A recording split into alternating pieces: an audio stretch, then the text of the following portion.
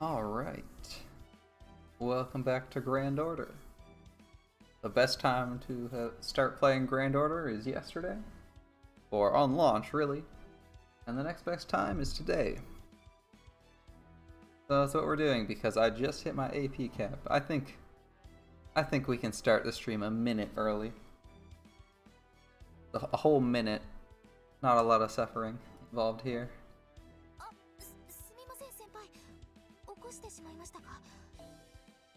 Now, we only have 7-ish days left on these, so I'm probably gonna have a look and see what we actually need to finish these this weekend, not today.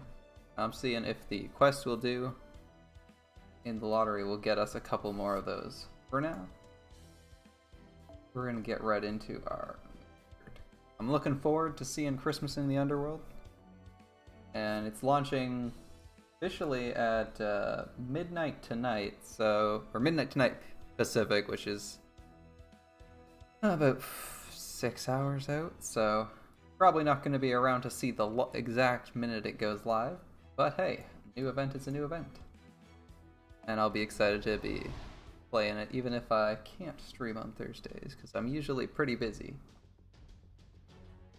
Now, I know we were doing Hyde Park for pages earlier, and doing Fangs, but honestly, I'm just gonna go to Rainbow Town. I kinda spent the day's AP in Kabukicho, and a few waves in this, hoping to get some pages. And we got actually really lucky this morning, and right before the stream, couple hours before the stream, we got 2 pages, which is more than we got in about a day and a half's worth of AP at Hyde Park. I know it's just RNG, but sometimes you just gotta go with that confirmation bias. Now what I'd like is perfect. We got a K-scope, we got mana burst. I don't really care too much about the NP gauge up, but hey. I want burst damage. I believe Enkidu has a pretty good ability here as well.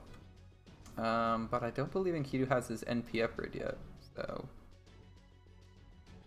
I'm gonna stay over because we just want the Buster resist down from Karna's NP can really change the numbers. I was hoping to see the Gaha in my friends list, but I think we'll be alright.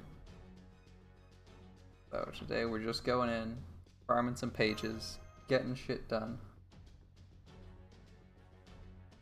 As I honestly don't anticipate getting that many pages from this event, as there aren't any in the store, so you're not even guaranteed 20.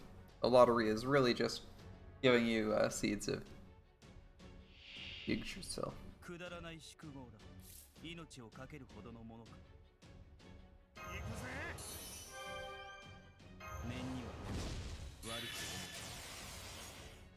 That was probably unnecessary, but hey. It looks hella impressive, right? Alright. Now, both his Buster cards appeared here, which is kind of bad for us, but thankfully Stella resets that by shuffling our deck when it kills a Rash.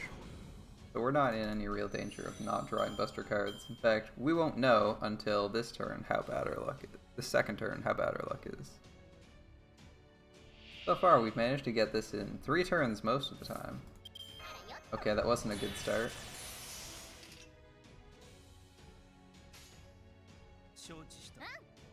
Getting 2 of Karno's cards right now. Not an amazing start, as we kind of want Karno's cards next turn. But hey, that's 3 other cards that are gone. The last wave is a single archer. That's why we're bringing a Lancer. I was tempted to bring someone like Ku, but I don't think he can actually pull out like 200k. Skaha pulls like 200 on this guy. And I don't remember his traits, but Karna at least does alright damage. When we just give him all the crit buffs, damage buffs. Due to the fact that this guy, Karna's NP gives Buster resist down, so we can just swing Buster cards at him and do a bajillion damage. Stalvo has crit damage up from his 3rd skill, so we're going to use that instead of Waver I know Waver has a higher attack. A significantly higher attack.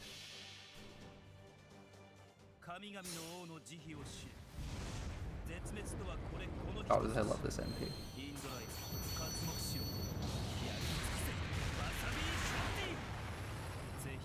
That 30% buster resist down is gonna come in handy. Come on, Karna. 140k. Just wipe him off the map. Alright.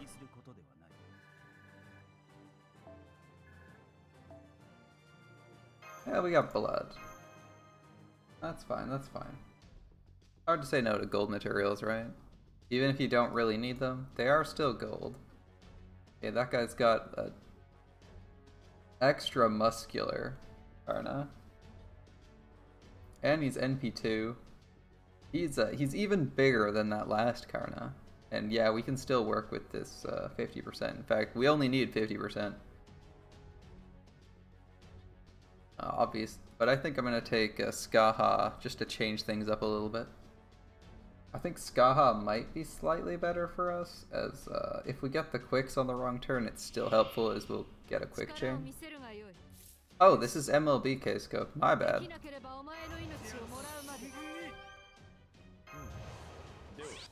I thought this guy's got K-Scope. It's probably just the regular one. But no, he's gone all out on Skaha. MLB K-Scope's actually really good on Skaha, as her NP gain is not exactly amazing, so giving her MLB is great. Remember, Skaha does not have a battery. Despite dealing crazy damage.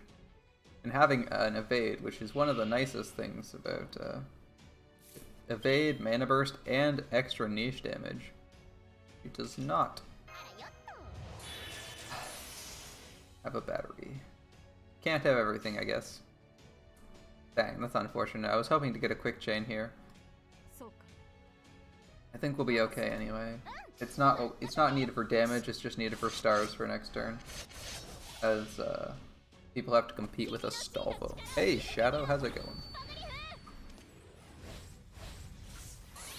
Astolfo's got some pretty good star absorb, so if you don't quick chain, sometimes you're a little bit low on stars for it.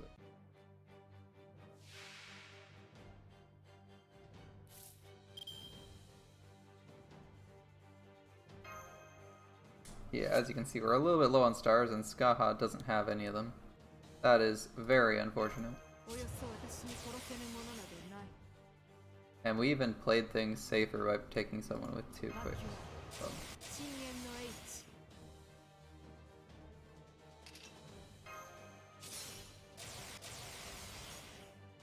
I guess I just throw the crit up at Astolfo. It's unlikely that Skaha crits. He'll probably hit decently hard.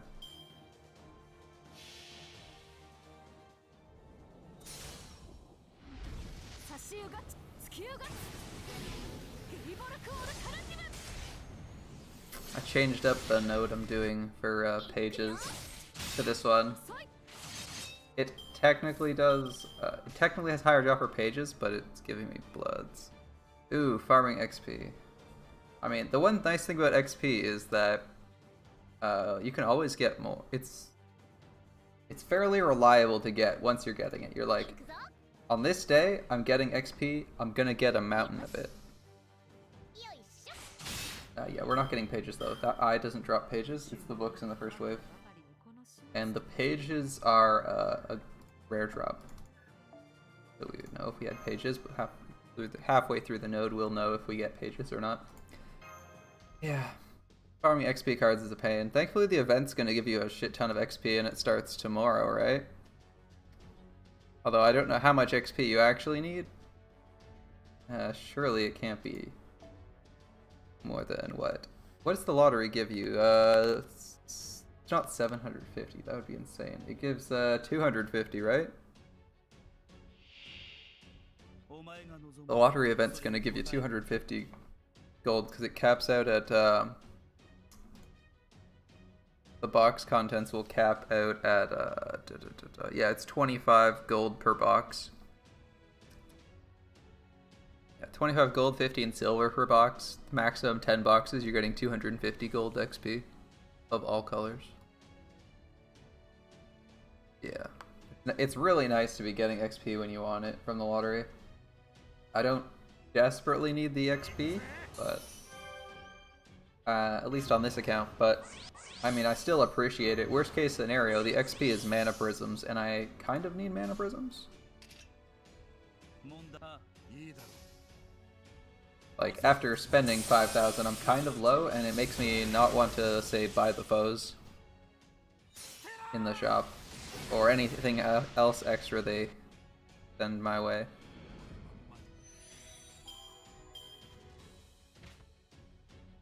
Hey, it's Lee.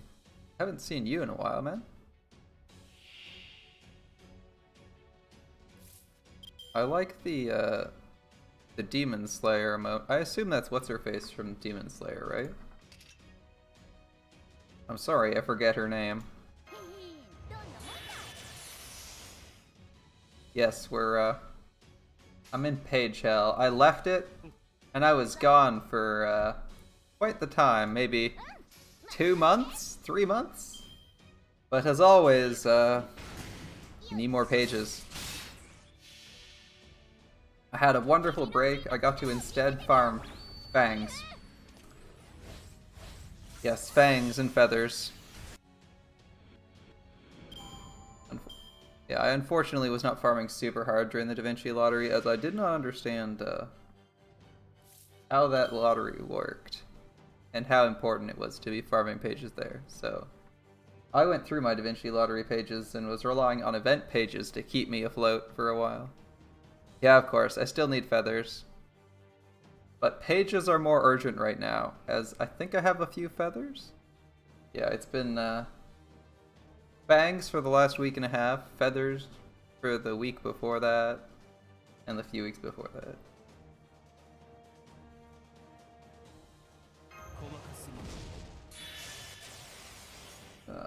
I will actually just go for Karna's damage. 6 whole books.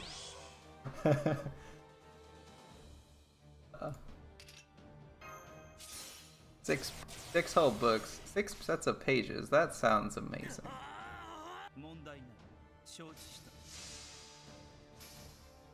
What kind of books are these? Are these like fantasy novels? Or are they more like, you know, those like $20 books that people give away to try and convert you to their religion? You know, those little pamphlet things. Alright, so that guy's super dead. He took like 500,000 damage.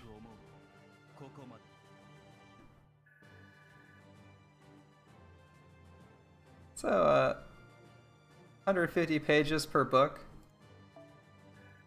I'll take half,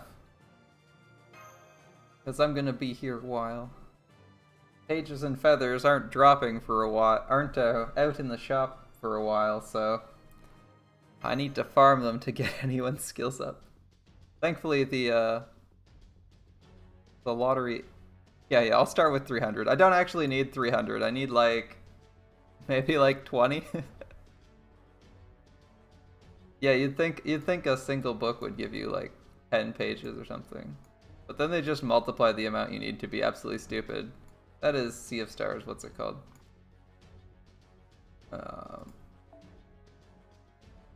Yeah, the Ilya event is a ways off. I have 100 plus of several materials. Most of them are actually gold ones.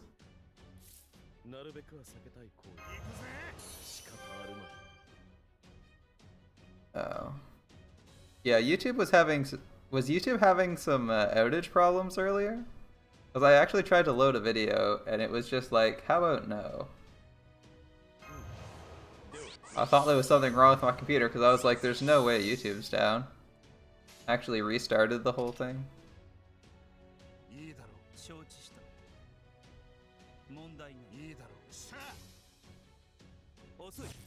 Worldwide? How the heck did they manage a worldwide outage? They have to have backup servers and backups upon backup servers. This is fucking Google. That's like saying Google's down. How'd they manage that?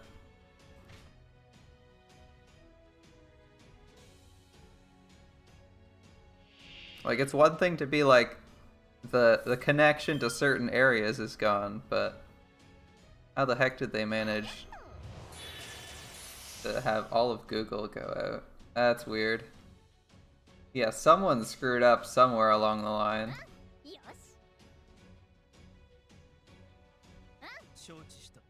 Yeah, we're not getting the extra attack anyway, so we may as well have Karna's awesome quick animation. I mean, Google isn't down, but I mean, like, YouTube being down, they're like basically the same company. I know they split out into Alphabet, but still.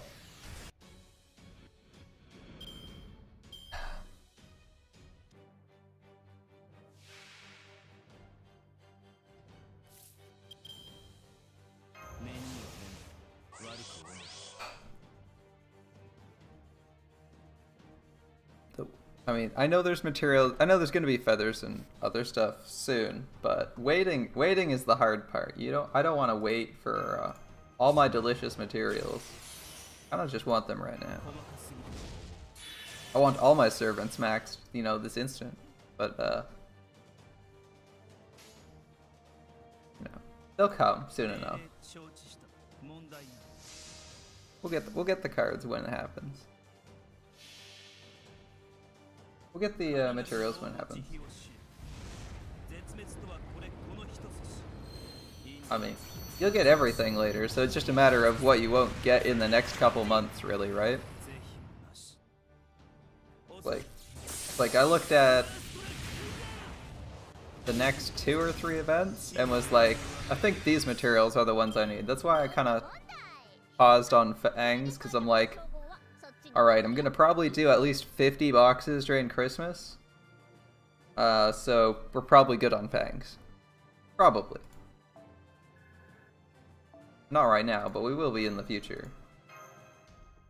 Same thing for, what else was I looking at? Bones. I'm like, I could farm the other node that also drops bones. But I mean, I'm getting a bajillion bones anyway. So why bother? Yeah, yeah. With that like, bare minimum of 150, maybe more likely like 250, 300 bones I'm getting. I'll probably be okay for, yeah, you guessed it, about a month. That's like one servant, right? I swear, some servants want like 200 bones each.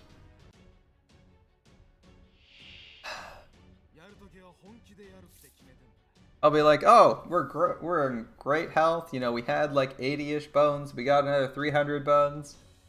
I got this new welfare. They seem interesting. Fill a niche I don't have. I'll just level them up to 666. And oh, where did all my bones go? Yeah,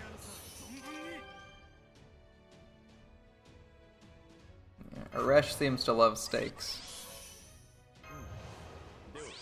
I think that was like the first material I ever heard of people being in something hell for was steaks. They were whining about how many bajillion steaks Aresh needs.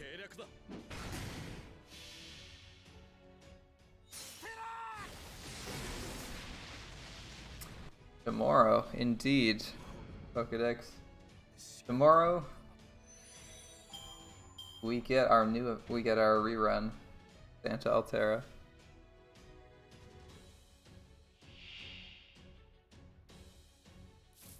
272 steaks. Yeah, I don't have too much of a steaks problem either. But that's because I don't really have anyone who wants steaks, so it doesn't matter to me. Always depends on like what servants you have and what you're leveling. 70 Saints Court from Maiden. No, we don't. We don't want it. We don't want it. We don't. I believe it was last year. No, it was the John Alter Santa Lily event that last year that killed everyone's login streaks, right? Since Mordred's here, he can confirm for us.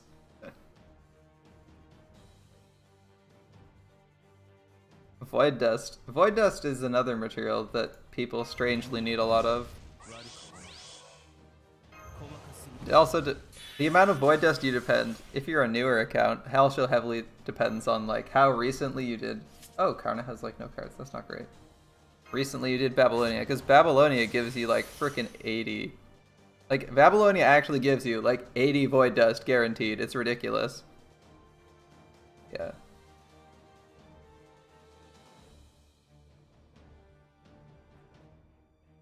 That was when you. That was my first day. Oh, this looks exciting. Maintenance. Well, I'll play it. I'll go log in an hour. Maintenance. Well, I'll try again 8 hours later.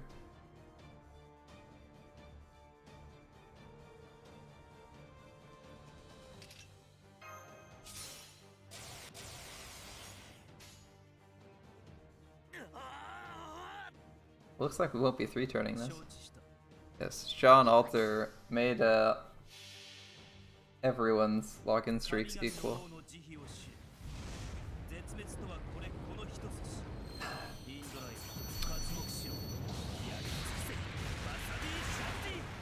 The only communist in this game.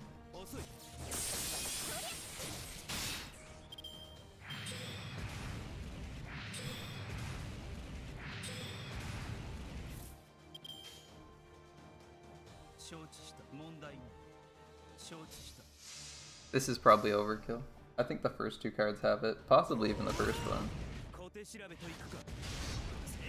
Wow, I overestimated that. Alright. I forgot all our buffs wore out. It's like I was like, oh, that was a lot of damage. Pages, awesome. This is more page. I've gotten more pages today than I did in the last 2 days. That's so sad.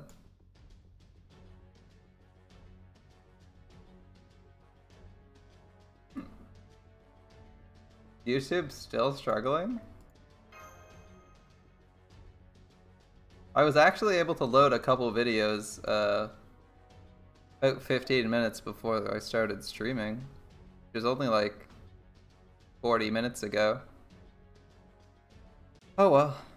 At least Twitch is up.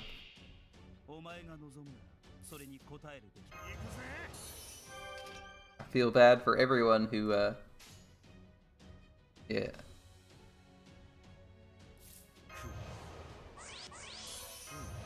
No, the video I loaded wasn't working earlier.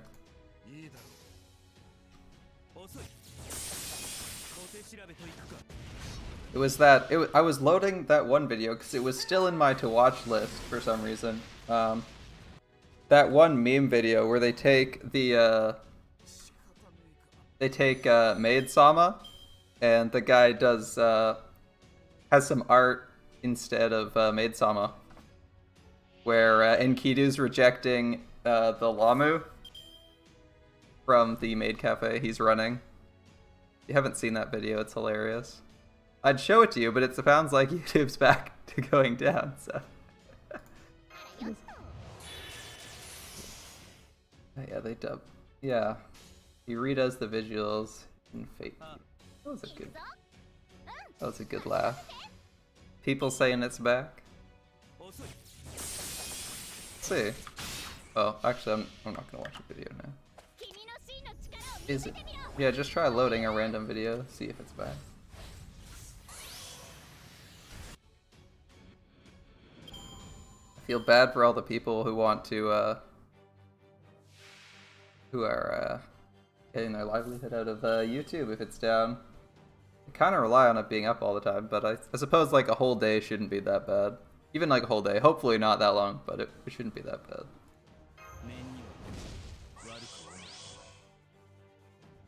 So it is a weird feeling to have YouTube out at all. It's never freaking down. I wonder when the last major outage for YouTube was. Cause like I just opened Twitter and YouTube outage is like trending right now.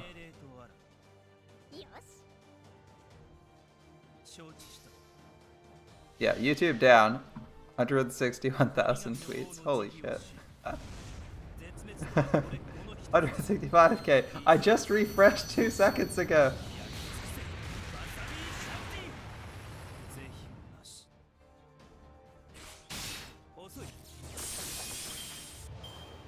Oh.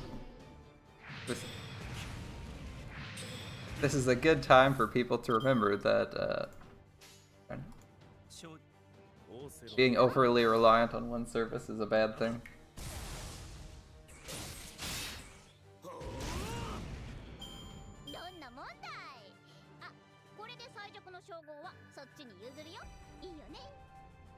What node? The node I'm on right now, or the node you're on? Oh sweet, we got Cersei's interlude. This node's irritating because things don't die in it. There is an archer just to spite you.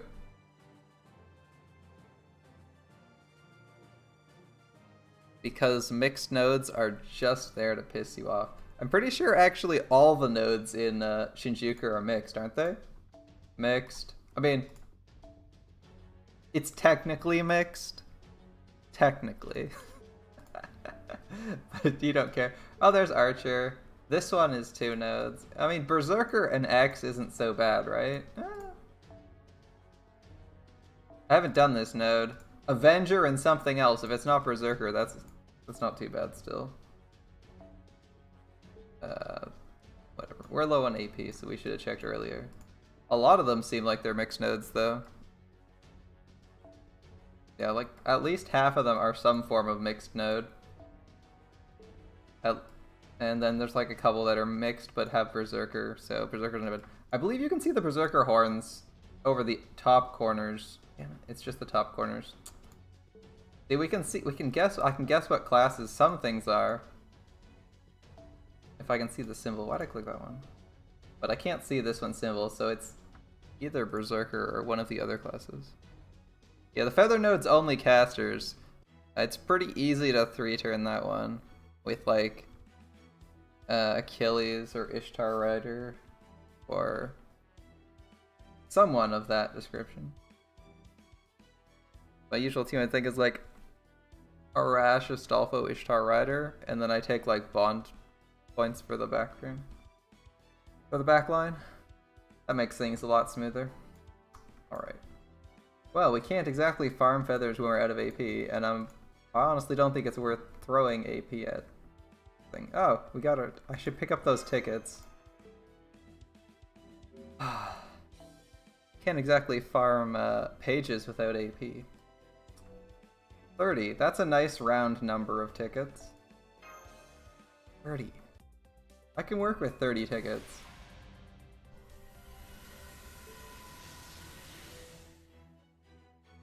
I'm tempted to throw tickets, a bunch more tickets at this, because I kind of like Caster Okeanos.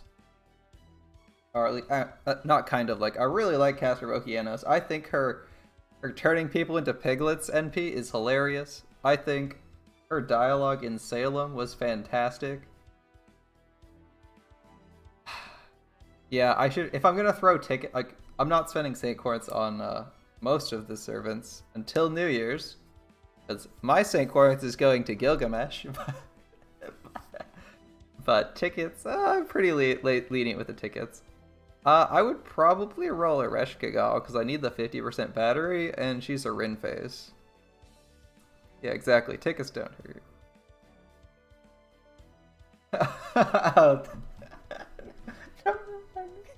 I already have Castrovokianos. It's not so bad. I already have Castrovokianos. I'm already in the hole for her on tickets.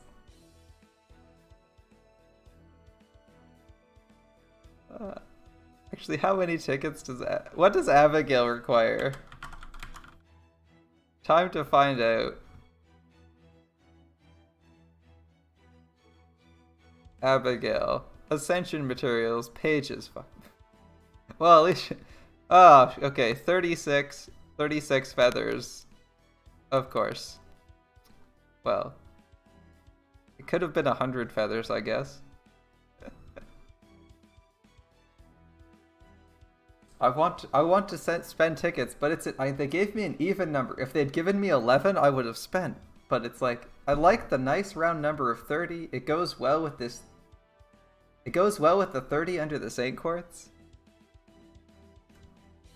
I don't know. I don't really want... I guess I wouldn't... I mean, my best single target rider is Ryoma. Oh, actually the banner's gone now. Mabe... So Mabe isn't, like, terrible, because she's also, like, good at buffing men. Has an okay niche, but... I would prefer Ku Alter. Even though I don't need him. I have enough Berserkers. I think we're going to hold off on throwing tickets. We're going to instead go over to JP and ask ourselves how many things do we want to roll on? And do we want to roll on Van Gogh? Danzo is story locked. I do like Don. I like Danzo in the story. I do not like her ability. She has like a targeted invul and a targeted dodge as like 2/3 of her kit, which is pretty weak. Is it Nemo? I thought it was Van Gogh. Oh, did they just announce Van Gogh? I wasn't sure if he was on read up yet. Alright, I'm gonna jump over to JP. It's Nemo. Alright. I'll be back in 2 seconds. I actually have to change frames. Close out of other FGO.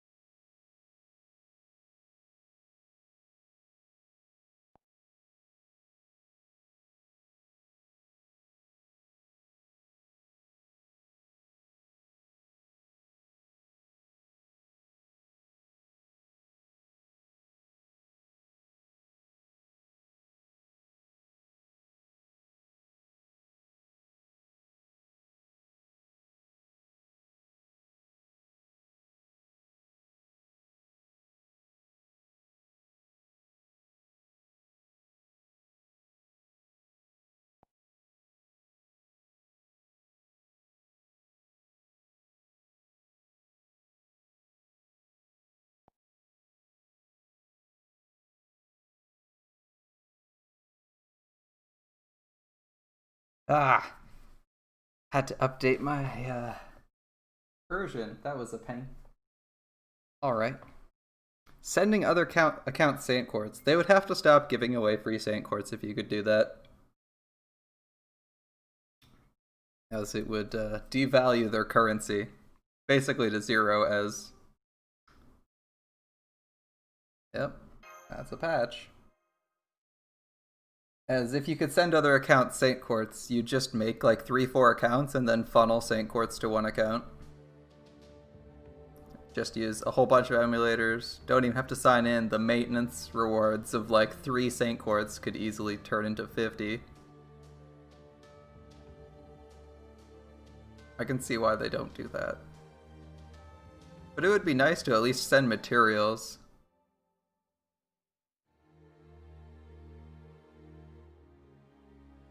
Yeah, maybe only send paid Saint Quartz, but then that like kind of defeats the purpose. I think it would be nice if you could trade materials though. Yeah, maybe send paid Saint Quartz around. And trade materials and use paid Saint Quartz as like your baseline currency for materials, but I don't think materials are valuable enough to have like pages or something be worth 1 Saint Quartz. Because your Saint Quartz's value is tied to your AP, right? Because you can spend a Saint Quartz and farm to get something, so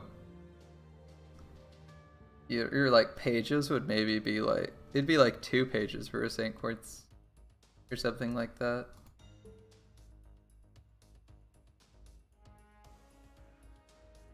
Sell materials for prisms? I imagine a lot of people would like that. There we go. Wait, what? People actually used my serv... What the hell? People are using my servants? On this account? Absolutely insane. Alright, I have random material. There's the quartz they offered. Apples. These paw pages things that I believe just boost the attack of a single command card if you have like 5 of them. It's not really clear, but a single command card for a single servant getting +5 attack is not very good or relevant, really. Oh, let's go see who's on raid up today, since there was some discussion.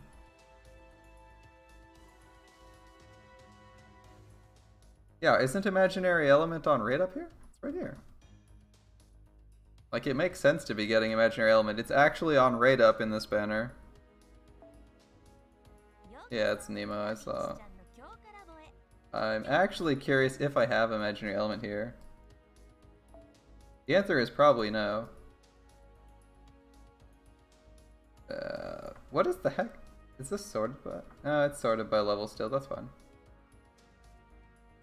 We do not have Imaginary Element, so it wouldn't be the worst to get. I don't actually know too much about Nemo. I haven't heard a lot about him, so I'm assuming he's not like crazy overpowered. Oh, why'd I click that? I wanted summons. He looks alright. It's a bit of a departure. It feels like a bit of a departure from the normal, oh, yeah. I can at least read Nemo's name. Nemo.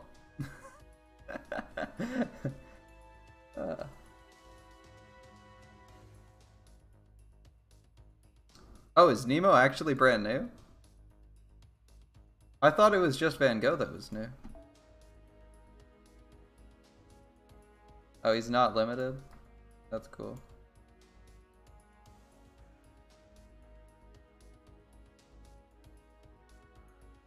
Oh, Van Gogh was yesterday, you're right. Van Gogh, Nemo, Van Gogh.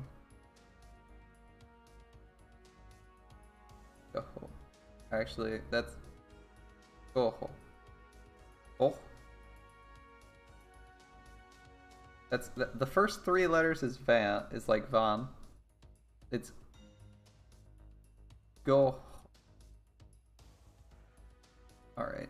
Like Van Gogh. Gogh. I was supposed to just be like go. I would have probably done it like G-O dash. Yeah, but you don't pronounce the G-H, right? I'll look up. Oh, I'd look up how to pronounce Van Gogh on YouTube, but apparently YouTube's down. Let's find out. I'm just gonna look this up. How to pro.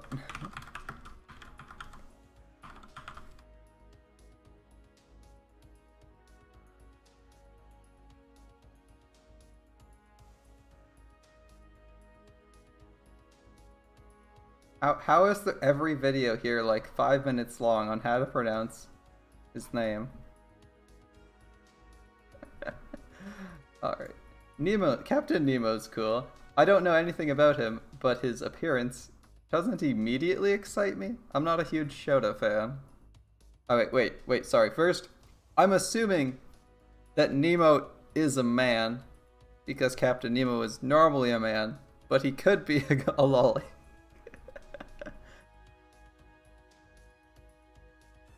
Very flat chest, very flat chested, non-sexualized lolly. Don't worry about the Nemo. It's been 2 hours since I went. Yeah. Alright, so this Nemo is male. Judging purely on aesthetics, I kind of like the top, like the navy shirt style thing he's got going on, and like his usual turban that he seems to always have. He actually seems. This seems like a very plain rendition of Nemo. In fact, he reminds me of very closely to other depictions of Captain Nemo. Specifically, I'm thinking of his depiction in League of Extraordinary Gentlemen.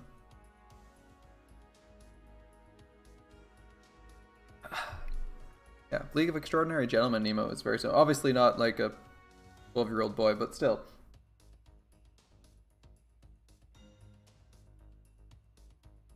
They're pulling more and more brave.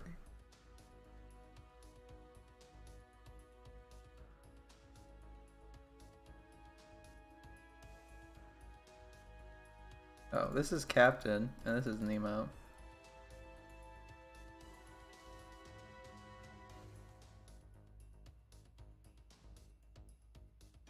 They're pulling more and more brakes. When they remove all the brakes, it will be a nightmare. You're saying they're like pulling out all the stops because they're running out of stuff? I mean, it's 1 a.m. for you, man. It's like super late for you, man.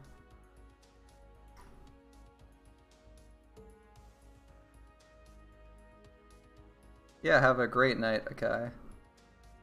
It's always nice to have you visit. I think I'm gonna skip on the Nemo.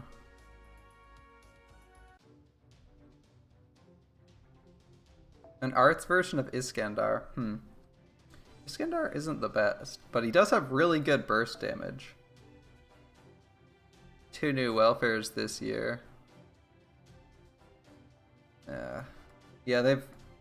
I believe it feels like they really got hit by the their event, like their event production really got hit by the pandemic. I don't know if that's true or not, but I saw some people speculating that, like, you know, halfway through the year that their whole schedule got really thrown off for events.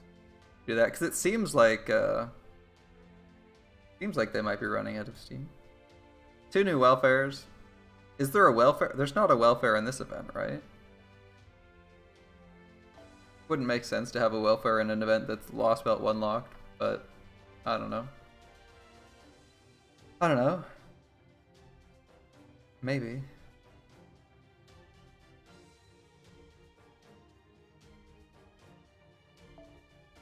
I mean, you could certainly do it. No, don't do that. Input lag in my games? More likely than you think. Yumiao. Yeah, the summer 4 or 5 Lancer? That was a nice bathing suit she had.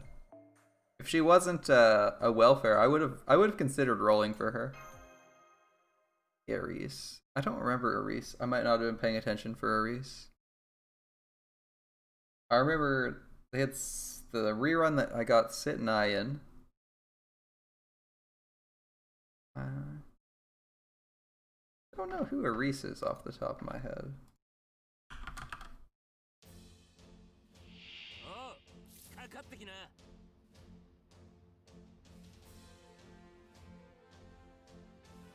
I think I should... it's not that many new welfares. How many do they normally get as new welfares, though?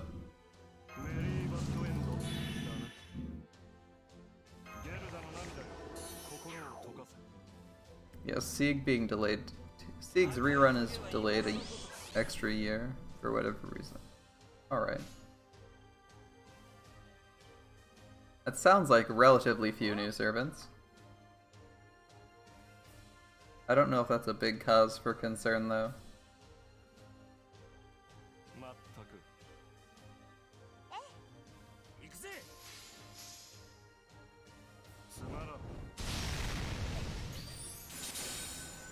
She could have killed him. I was somewhat leery about letting Uriel try and kill the guy on her own. Turns out I needn't have bothered. Yeah, okay. They've had like 5 welfares. Usually like a welfare a month, isn't there? I feel like there is a welfare-ish a month.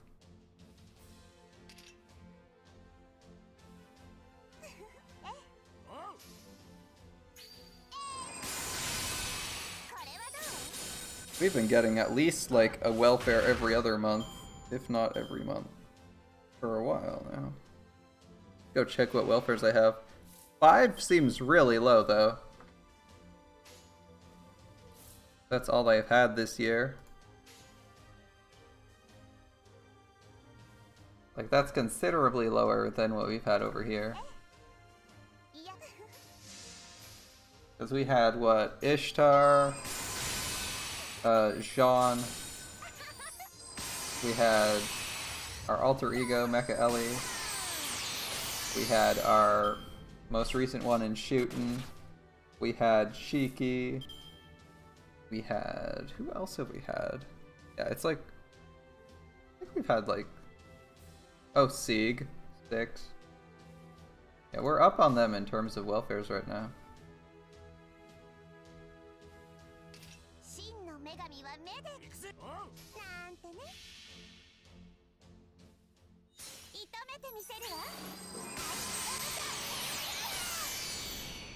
Of certain area? Alright.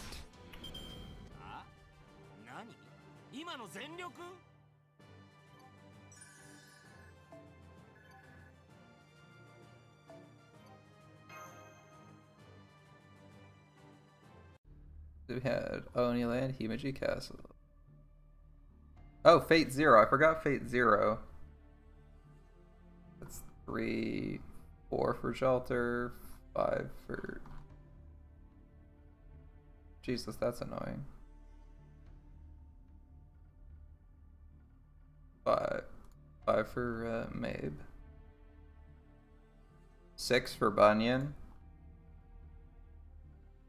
7 for Ryoma.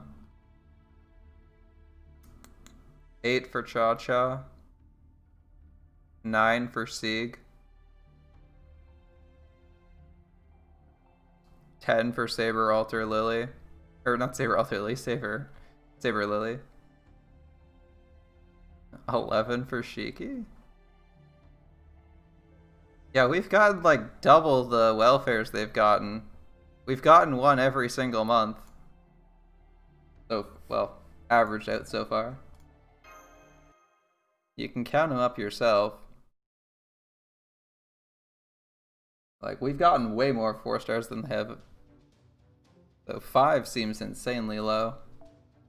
They might be slowing down. Does that mean they might not be going past the Lost Belts? They're not planning on making a ton of welfares for new players? Either that or, well, I mean, they also did the interludes too, right? But the main interludes only give you NP1 copies of Servants, right? And they cost rare prisms to do, so I don't think new players get access to them. I wonder what they're thinking.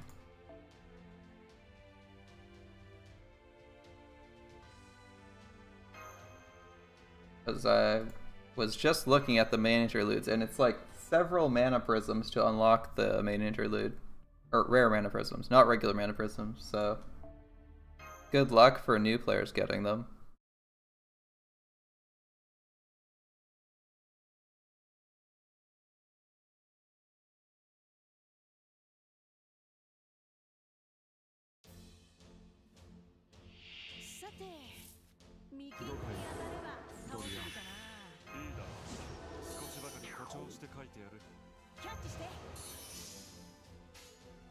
That 50% battery was probably at least.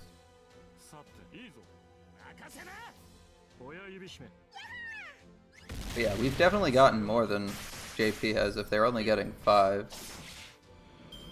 I would go count the events that the Japan servers have gotten. But I don't actually know all the events. Even if I see all the event symbols, I don't know what servants are associated with them.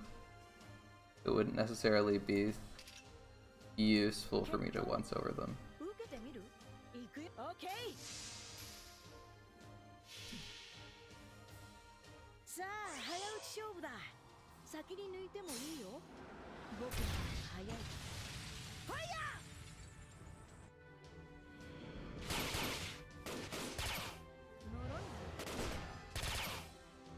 We're definitely ahead of... we're definitely not getting one welfare every other month. We get like full powered welfares every month. I think there's only like 1 month we had this year that we didn't get one either. That was January. February had one welfare. March had a welfare. April. May. June. July for sure. August. September. And October. November has another one. And December we'll have another one. So we're getting 12 welfares this year. Which is either significantly above average or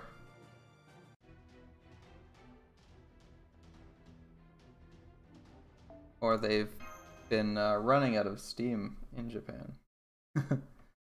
Although, depending on like what their demographics look like in terms of player retention and like player new blood and what new blood they're getting into the game, maybe they're just that's why they're making a new game, right? Didn't you just say you were going to bed? Yeah, that's one way to think about it.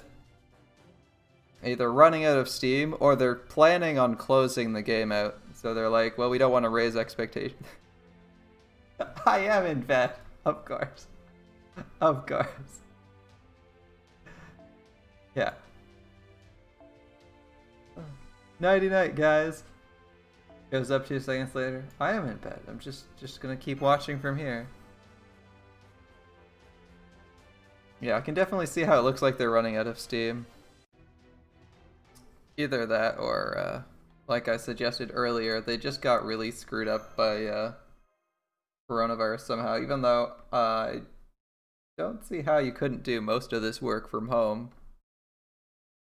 Like, I can't, like, it's like, do writers really need to be, given that they also, like, usually feature a writer in the event, like, you know, the new one's written by this event written by Nasu, so you know it's one guy, and Nasu's like he probably already knows how to work with all the writers because he like started the freaking universe in the first place, so I can't imagine they can't work from home.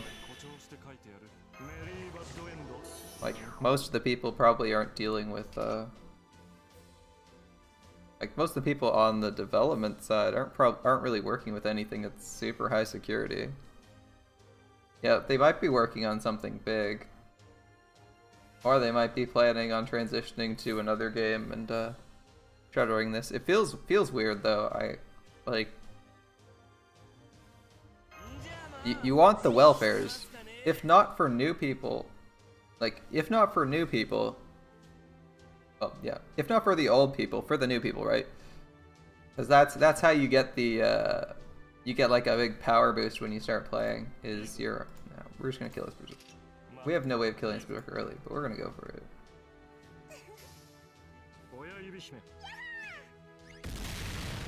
Maybe that's why they're doing main interludes instead. They're thinking, you know, you don't really need NP5 4 stars, so they'll just do main interludes instead. But I can imagine people on JP being like hella bored with that philosophy, where they just give you main interludes instead of doing anything interesting. Because like everyone wants something new and exciting, and I think they put out 2 main interludes already as events, and even that doesn't put them to 7 welfares. That's just gap fillers for problematic months. Has their event schedule also been slower? Like, we had Skaha... Yeah, there are 2. Right, like, I have seen the list of main interludes, so I know that there's only 2 of them.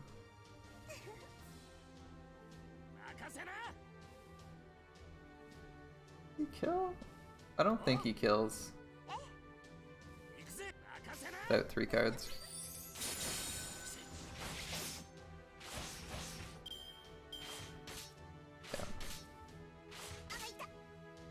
I mean, I would honestly be surprised if they...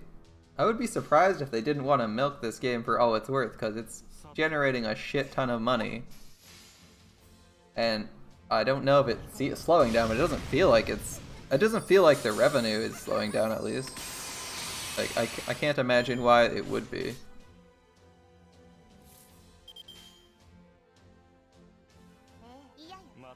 Other than the event's not coming out. Still, even if all this nervous, yeah, they could be preparing for Christmas or something. Even if all this nervous speculation is for nothing, doesn't necessarily look good. Unless it was thrown off by COVID,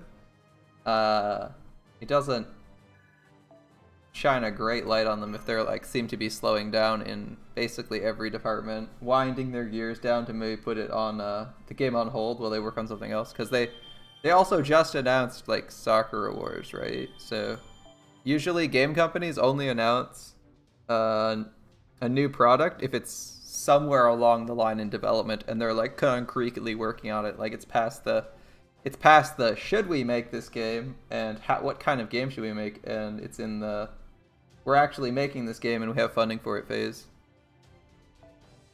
So I think my first guess would be they might have taken developers.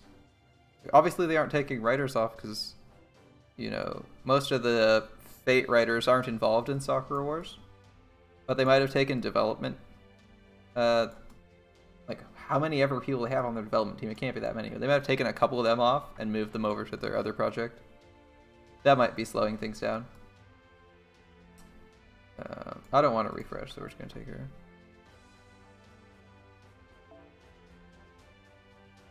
Like, I think that sounds believable. They moved some of their people to another project, and thus everything feels slower. They probably didn't hire an entirely. You're gonna go for real now. Sure you are. I'm gonna see you in like an hour and be like, what the hell is this guy doing up so late? Yeah. I think COVID's the most likely, because it seemed like they had like a couple of weeks where there was a huge gap, and they seemed, which is like unusual. I recall that being mentioned.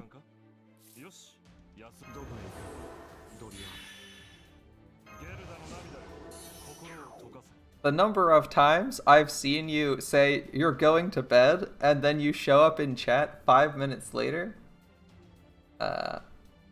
Yeah, you might be telling the truth, but I'm not sure I can believe you. Just based on the number of times I've seen you show up in chat after saying you're going to bed. Have a good night anyway. Too many. The number of times I've seen that happen is too damn high with it.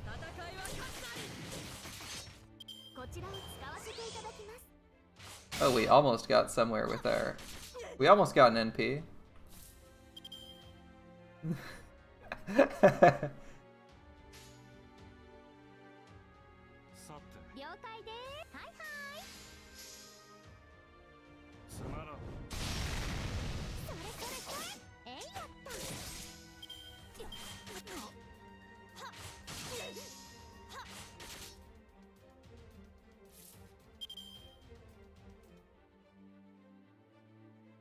Did he die for you? Oh shit, did I die? Might just be you. I think I'm still here.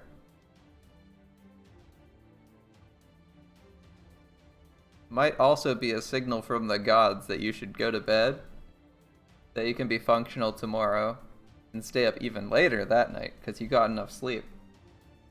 That's how it is for me, every time I stay up late. Alright, we're gonna do Shanky Shank thing. I don't actually know what her abilities do. Right, that's evade. That was a bad idea. Well, she might die. She might die. We're gonna press buttons, because I don't remember what her skills do. There's the attack one we were looking for.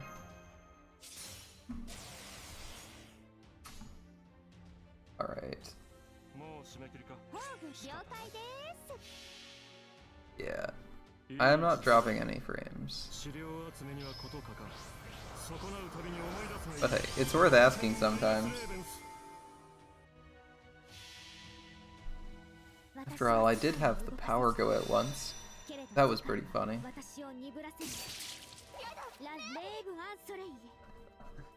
Oh, that NP.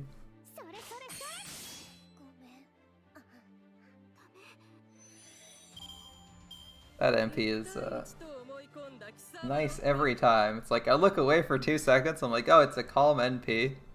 Look at chat, look back.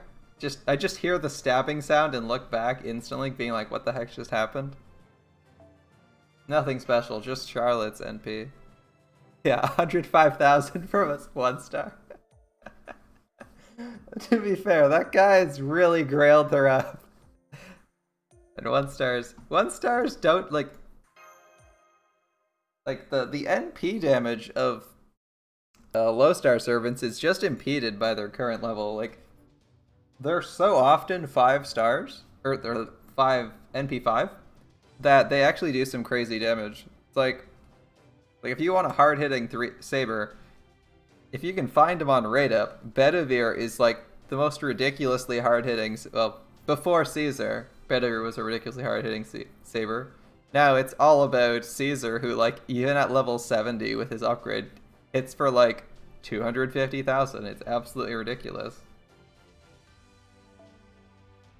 Like NP damage is very. I don't think apart like if you put the grails into the servants that are low starred, you generally get almost as good NP damage just because they have NP5 instead of NP1 or whatever, right? Instead of NP1, like your 5 stars are typically NP1 or 2, so they're not actually hitting for the most NP damage, whereas you can pull a lot of damage out of a 1 star or a 2 star that's like NP5. Because like if you're NP5, you're getting like almost double NP damage than you normally would.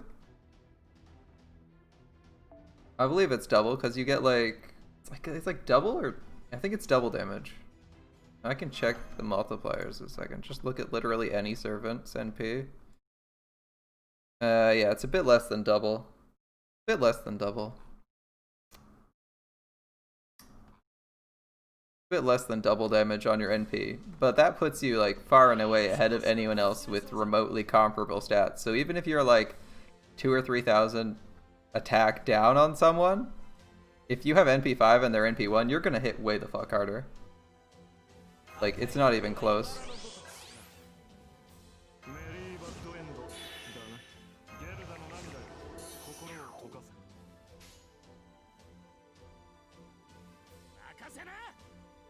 I'm fairly confident this Charlotte can probably do the damage. This guy just seems to really like his Charlotte. Level 90 1 stars are pretty uncommon. I would not expect to see a 1 star grailed like this, except for maybe a Rash. Rash, maybe Spartacus, because they're both really well known as being good servants. We're probably not doing 8k to that guy, are we? Yeah, well, we'll find out.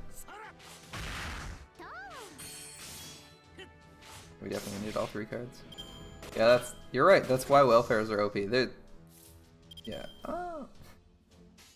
I mean, there's only one person I'd expect to actually have a level 90 Matahari, though.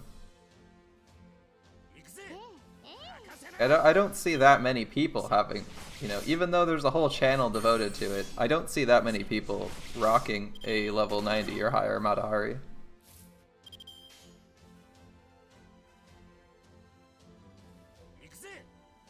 Probably because she's just not that popular, but I mean, like, I'm not hating on her. And Ku's obviously like a 3 star. I think Ku's a reasonable person to grail because you don't have to invest that many grails in him to make him good, and he's already like insanely good for a 3 star.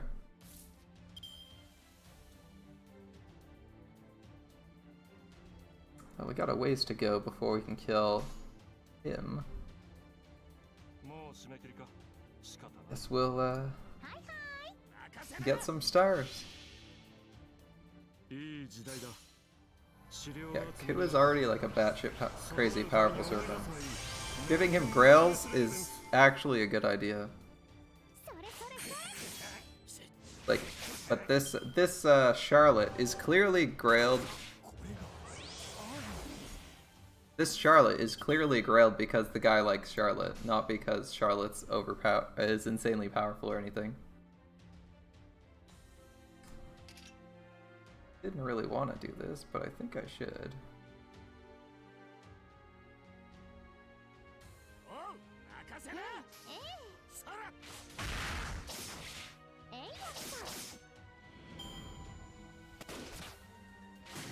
Alright, one of us is at 100%. That was close. Alright, production arrows again. We're so close on her NP. I kind of wanted to do a quick chain with Q on his NP turn. We'll have to wait a minute on that. And do something like...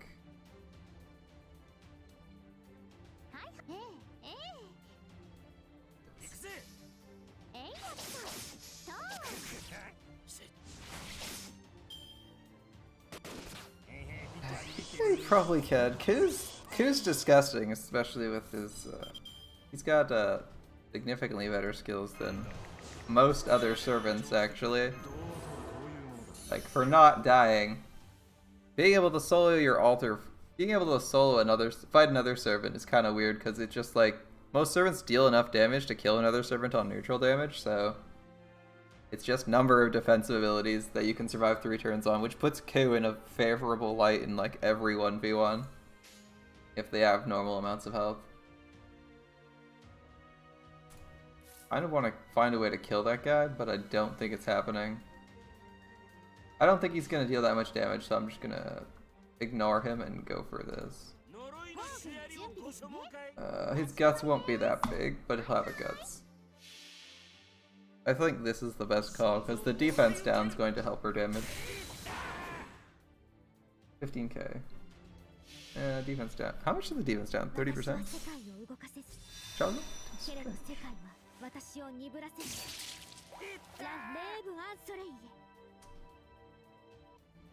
We were missing one of our attack buffs. Go ahead. Charlotte is French. Is Charlotte's Web also written by a French person? I'm just that trivia makes me curious. Well, this isn't great. All right.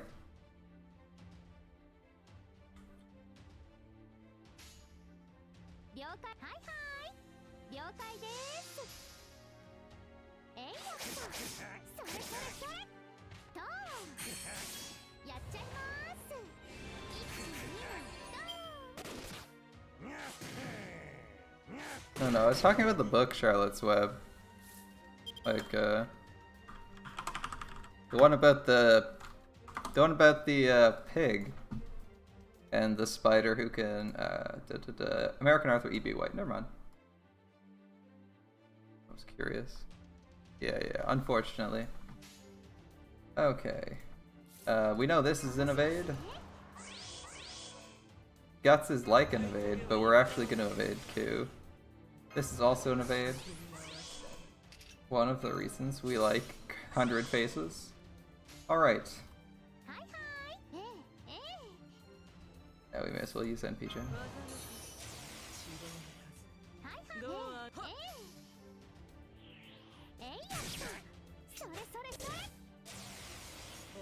Ah, there's the 1 HP Guts.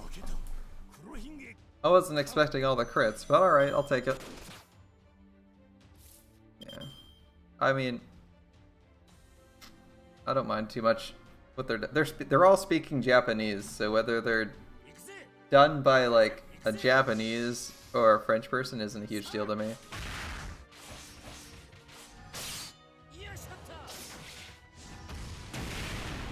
So I don't imagine most of these people are from that region. Like, obviously, the entire cast of Fate Stay Night is Japanese, so why change things up now? Yes, I noticed there was... that's why I used the previous round I used her in. That's why I used all 3 of her abilities, because I wasn't sure what they did. Okay, the last one is a roulette. That makes sense. Okay, I wasn't sure what the last one was doing for me. But I knew the middle one was attack up and was like, oh, we missed our attack ability. That was silly, because previous wave, I activate all 3 abilities. The left one, I remember being evade and death chance up, which is why I didn't bother using it. I just completely forgot to use that attack up though on that NP turn.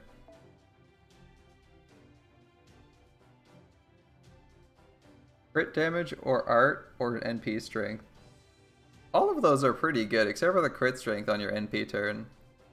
So I guess I would use it NP turn and check how long the buffs are next time. Sabers. Saber. Why are there so many people with Saber? Yeah, maybe it's just 2 people. Never mind.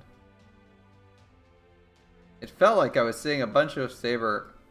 I was seeing a bunch of Artoria Alter. I was kind of confused for a minute. I mean, I really like the costume dress. I'll last 3 turns. Okay, so you aren't like completely screwed. I'll definitely use it on NP turn then. So it'll be 2nd and 3rd ability NP turn with her. Do I want to Lancer? Well, I don't see a useful 3-star Saber. I mean, I don't really expect people to put 3-star Sabers in their support list if they have 5 stars. I do not see you. Alright, we will take Archer. 3-star Archers. Someone with 3-star Archer. We'll take this Uriel, because Uriel's cool. And we need to swap out. I think Ku is just so good, you can take him when he's counterclass, so I'm gonna leave him in.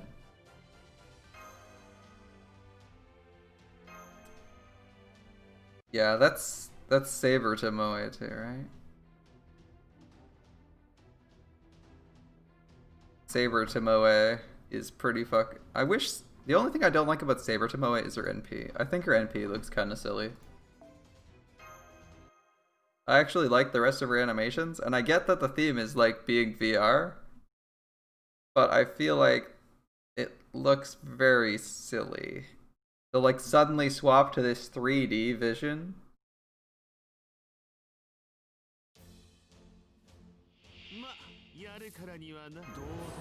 Like, how long was Akai hanging out after he said he was gone? Oh, it's not too bad.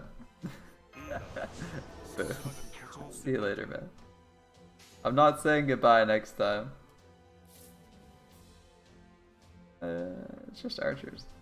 Wow, it's a Uriel that has our 3rd skill. It's a miracle. This Uriel should be able to deal with that guy.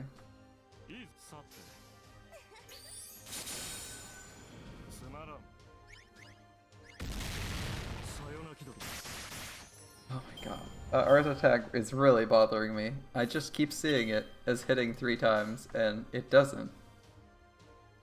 I feel like a quick chain is useful here, I guess. Not. I don't expect Caesar to kill, I expect everyone to get hits. There we go. May as well have some ammunition for the next wave because it wasn't like an Earth's chain.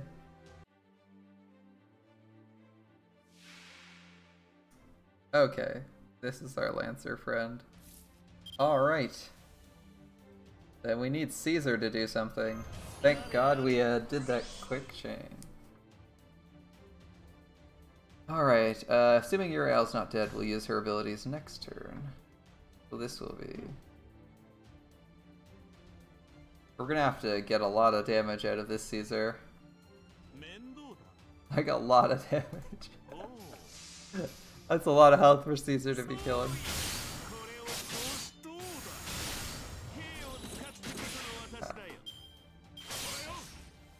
I mean, if you give him his NP, that's a good start. Oh, son of a bitch. NP drains me. Alright, I officially don't like you.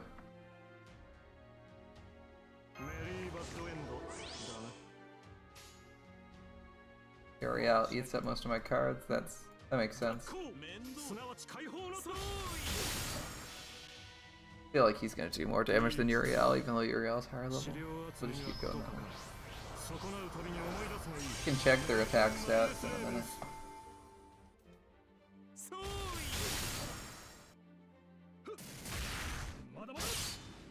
I guess he's hitting the right person at least. Keep hitting the guy you do half damage to. 10k, 6.8, yeah. Unless Uriel has her like arts up, she's doing way less damage all the time. Alright.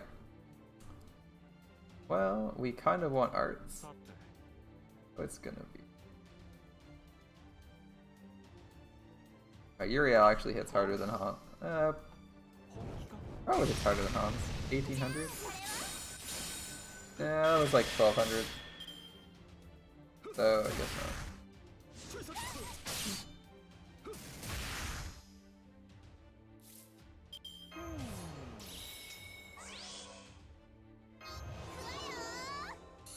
Oh, we missed on that. That's unfortunate. Alright. Come on, Caesar. It's a big turn for you. We need you to do a lot of damage. And I mean a lot.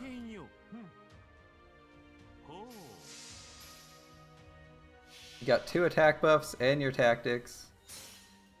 About as much as we can give you, minus your own charisma.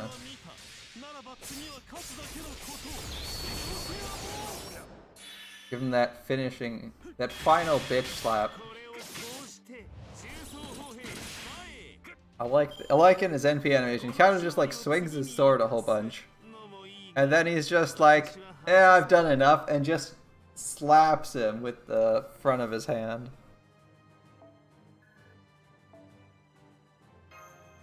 Like, the sword is the injury, the slap is the insult. Just gotta add that insult to injury.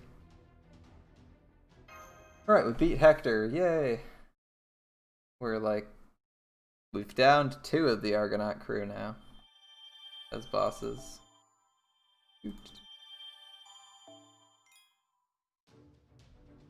What will we discover over here? What uncharted lands? In this storm? Oh no. Who are we fighting in the storm?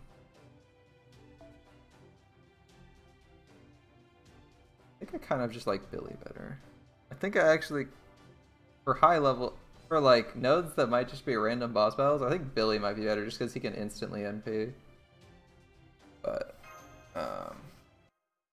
for actual drawn out boss fights, Uriel's obviously like got some CC options if you're fighting man. Hey, it's Jason. He's got his proper sprite and everything. How's it going, you dingus? He's like a complete asshole throughout this singularity. I'm sure most of you remember.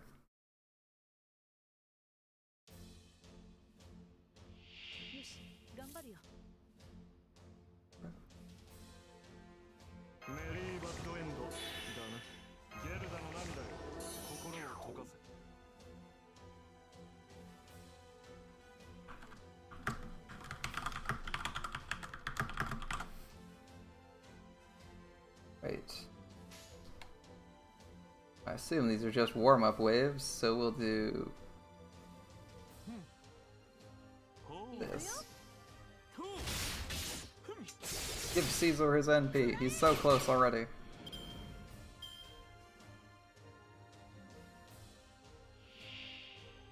Okay, another easy wave.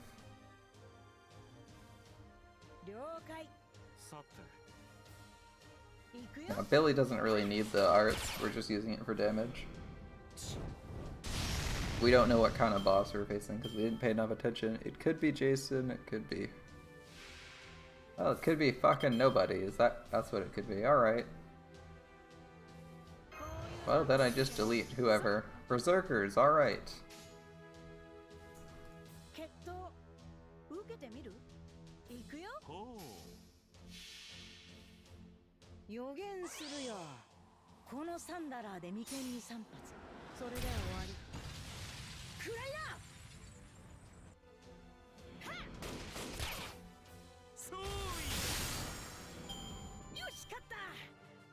I like how in Lost Belt 1, they point out that because Billy's Noble Phantasm is actually just his ability to shoot ridiculously fast and not with high degrees of accuracy and not tied to a weapon, that Da Vinci can just straight up give him a better gun and he can do more damage that way.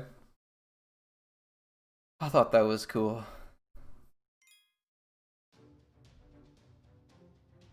Like, same with Sasuke. He doesn't necessarily need his washing pole to do his swallow technique, right? It's just what he's most comfortable using it with because it's his preferred weapon.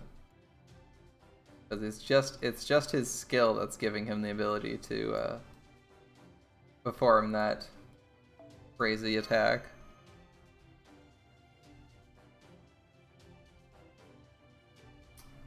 Right. Well, I didn't expect. There we go. I was gonna say, there's only one low star caster that people occasionally put out on their lists. Always this one. I kind of wish I had a second caster leveled up. It's kind of awkward using Lubu for this. He's also getting a little bit over level, or a little bit under leveled for this area at 40, because we need more horseshoes. It's Drake, let's go. Another fight.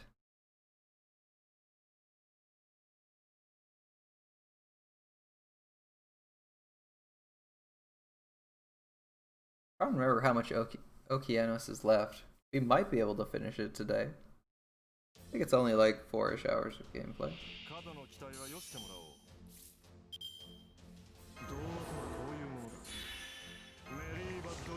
As I remember feeling that each of the singularities was getting longer as I played through them. I think it's short. Hard to tell. Hard to tell if I'm just like biased because I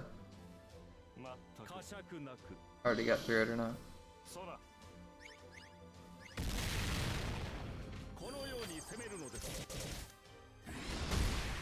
Okay, I'm gonna be honest. I was not admitting Hans.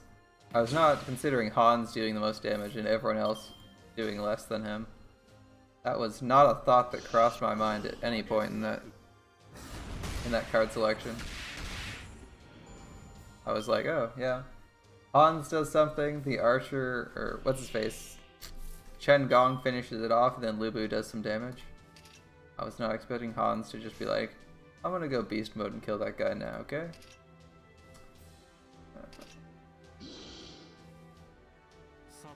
I guess Hans is higher level than him anyway, so he does way more damage, right?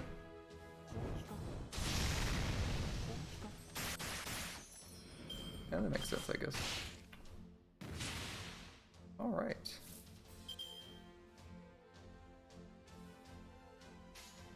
Kinda wish that this Chen Gong was on my friends list so I could actually use his NP, but whatever. Them's the breaks. Well, everyone likes Chen Gong's NP, right? It's just hilarious to use it. You're just like, and I fire off my NP for massive damage. Oh, and by the way, the servant on my left dies. Goodbye. So I guess that would be Hans, who is sort of like our best DPS here, except for his NP.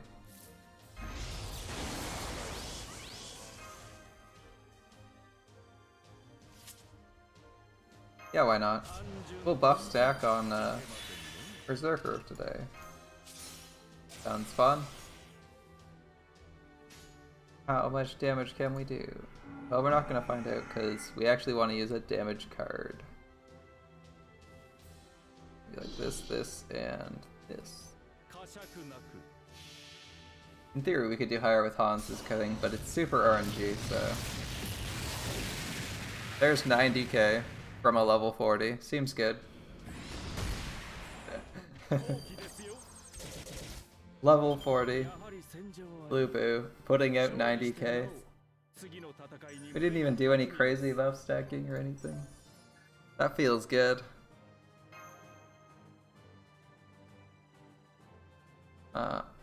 What does this guy have in his list anyway? Oh shit, he has a Jason.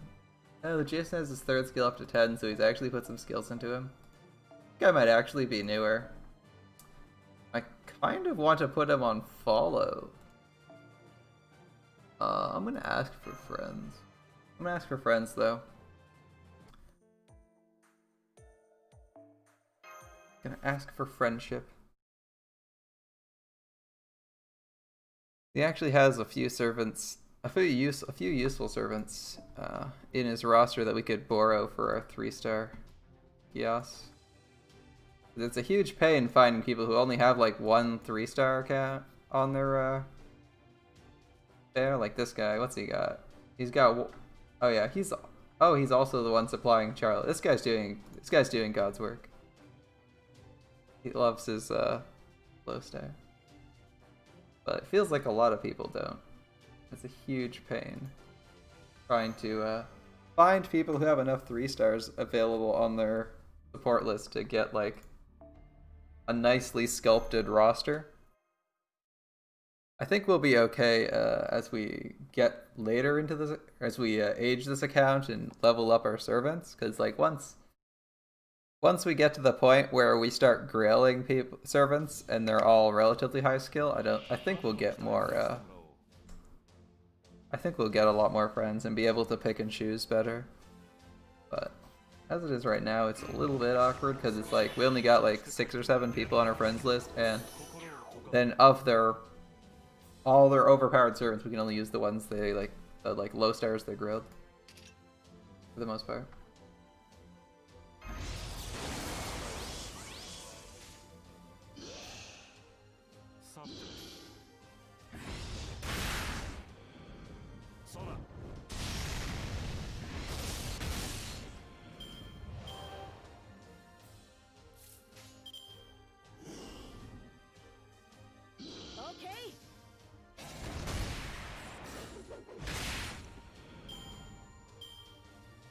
I mean, then we could cripple ourselves more. I was originally planning on using story servants, but since the story servants they can give you 5-star NP5 servants with a CE now, it seems like it'd be more of a challenge finding the right people you're looking for.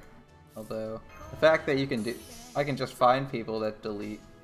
Right, there's probably an actual node boss. I shouldn't do that. I was thinking of just deleting him after battering, but I realized this was actually wave 2 of 3 and not 3 of 3. So we could conceivably fight someone else. Too bad. We were getting it on cooldown so we could use it later. Yeah, that's what we were doing. Hey, it's Spade.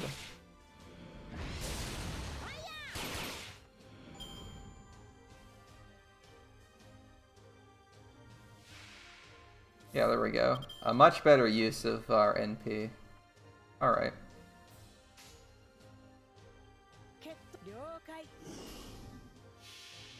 Billy's definitely killing this guy.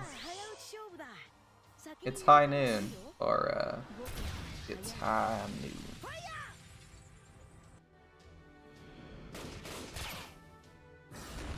haven't played Overwatch in a while, actually. I picked that game up thinking I would like it as much as I liked Team Fortress 2, and it's pretty good, but I didn't actually feel like playing it as long as I liked playing Team Fortress. I don't know, I didn't think there was anything wrong with it. I just only played like Overwatch for like maybe like 3 months and then I stopped. I don't know. Yeah, sometimes notifications can be off, or you just don't get them. I swear that happens to me sometimes too.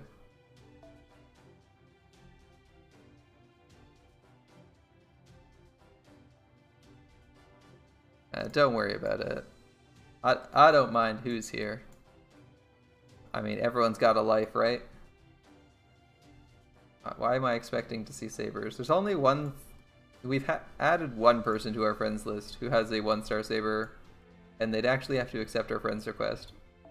It's pretty unlikely we have anyone in the saber slot ever moving forward. Thankfully, Caesar is like the most broken saber ever, so we got something to work with in terms of damage. He's going to be an absolute monster. The only thing he doesn't have is evasion, so he's gonna die all the time. Or we're gonna have to like always run the Chaldea Mystic Code to evade NPs when we get to bosses for him. It's kind of annoying. Maybe we unlock Atlas early on this account. I'm thinking about that. Use Atlas for defensive purposes, get more NPs off. Obviously, this is the best solo. Well, this is the best general use Mystic Code, but especially for low power accounts. But might want Atlas to make things survive. Well, that's the life, isn't it? Video games, anime. Oh, video games, anime. Homework need not apply.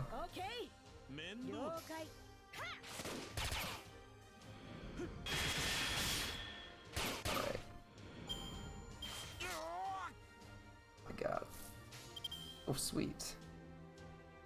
Okay, Caesar, Billy. Let's go. See some big crits, Billy. Come on, my man.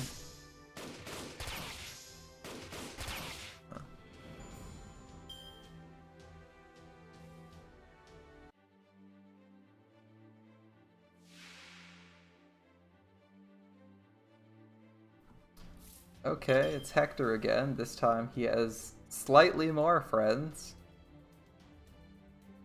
That is okay by me.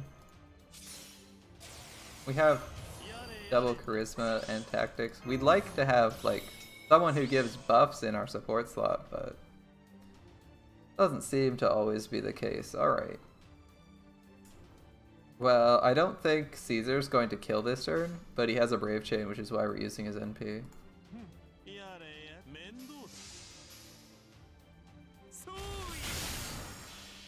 Oh, sorry to hear you're having some trouble. Hope it all works out.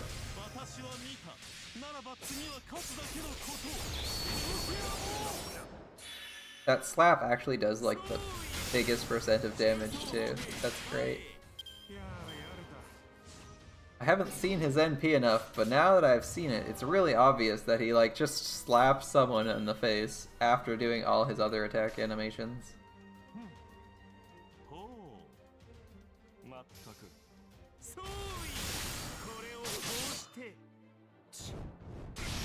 Oh, come on, he's almost gone. He's almost gone.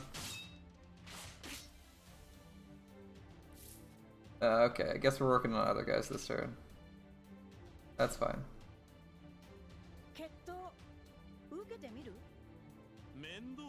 I wonder if we can do enough damage to kill that guy. Let's try this. Thunderer kills the front guy. I think the Billy's only gonna do like 5,000-ish damage. He doesn't really have any attack buffs on him right now.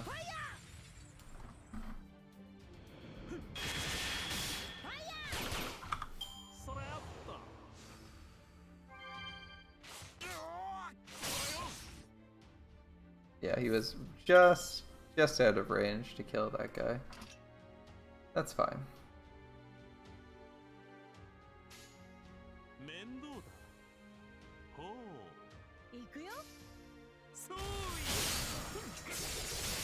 Ah, 400 off. So close. Am I rolling Ereshkigal or Enkidu? I'm thinking of throwing some tickets at Ereshkigal. I mean, honestly, it's pretty hard for me to decide. You know, Enkidu might draw Gilgamesh over to my Chaldea, which I'd really like. But Ereshkigal's also really, really cute and fun in Babylonia. And then it's a hard decision. That's like a tough banner. They're both, I guess mechanically Ereshkigal is better for me. That's why I'm thinking Ereshkigal. As honestly, I like them almost the same, character-wise, because I really like Enkidu's chains. I think that the golden chains aesthetic is cool. I liked it when it was on Gilgamesh, and then Enkidu is like, well, all I do is golden chains, so I like him. I like the fact that Enkidu's like actually a pretty good soloist if you stick him by himself. So he's got a lot going for him, but then I'm completely missing. I mean, my Lancer's roster is literally Nazah, who has like a pretty mediocre battery, and that's it. I don't really have any other gold Lancers. In fact, if I hadn't been missing every single extra class, I would have probably rolled on the Lancer banner on the last GSSR. But, you know, I had, you know, it was like all hits on classes I had didn't even have a 3-star of, and the guarantee of getting like 3 or 4 NP levels on an Avenger was weighed a little bit more heavily on my mind than the opportunity to get a good Lancer. I mean, Ku is actually a pretty solid single target Lancer. Like his NP generation is not amazing, but everything else about him is really fucking good. Okay, I guess maybe his star generation rate's also kind of weak, but I mean he can quick Brave Chain with his NP, so it's not that bad. Like he can generate stars when he really needs to. It's not like Jack or Shiki or like a 100 faces level of stars, but it's something decent. Because he at least has 2 quick cards.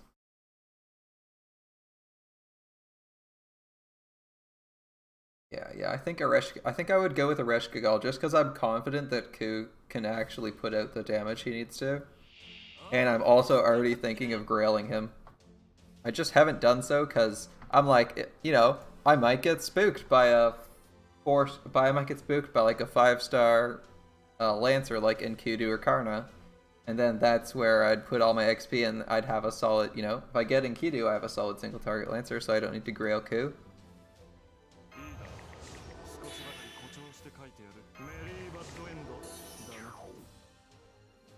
Tomorrow is your Reshkigal rolls.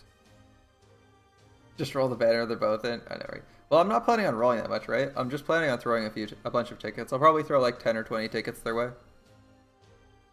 See if anything happens, as they're not one of my roll targets this year.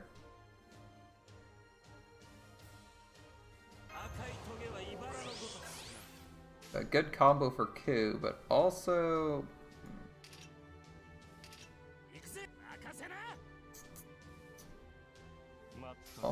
also a huge waste.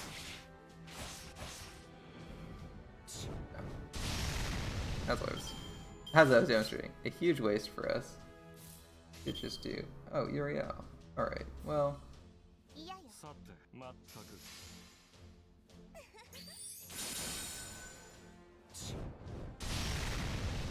Yeah, I might roll the split banner there. Same with Abby, I was thinking of rolling on Abby. You're throwing 11 tickets and 50 bucks. Good luck, my man.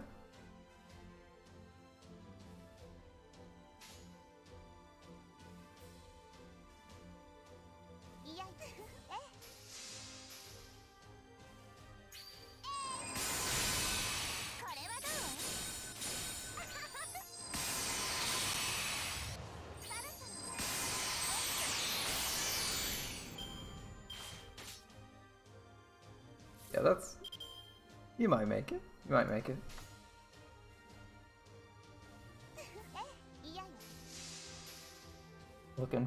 Looking forward to hearing the results of those rolls.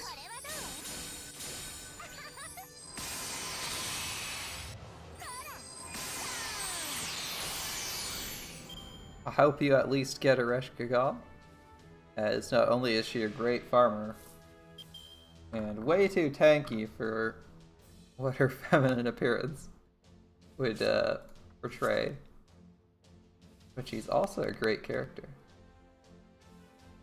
Well, okay, we did not get any Q cards, but hey, you might die anyway.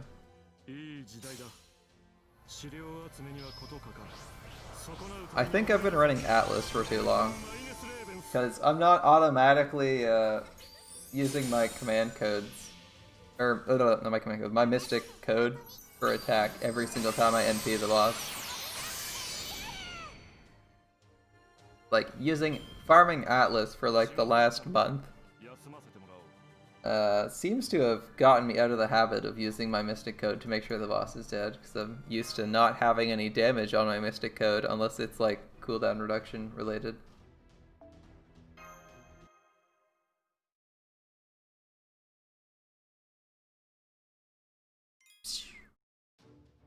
Yeah, Reshgal's awesome.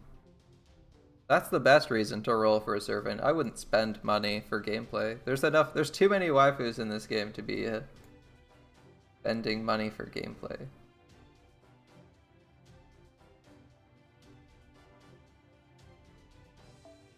Spend money to get your favorite characters. Assuming you actually need to spend money. And don't roll them naturally, because that can happen. I didn't just... Well, I guess I did. I didn't just randomly acquire an Okita. I mean, I totally did. I totally did. Actually, I think... Who was it that I spent paid Saint Quartz? The only person I've actually had any paid Saint Quartz on is Kilgamesh, and that's because I was, like, dipping into the remaining paid Saint Quartz from the GSSR.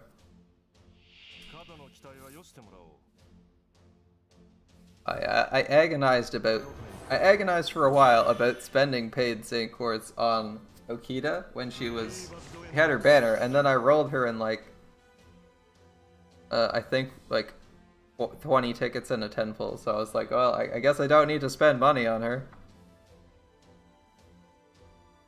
But maybe I should have, because then I would have had Poster Girl, and Poster Girl is a disgusting CE that lets you cheese far too much stuff.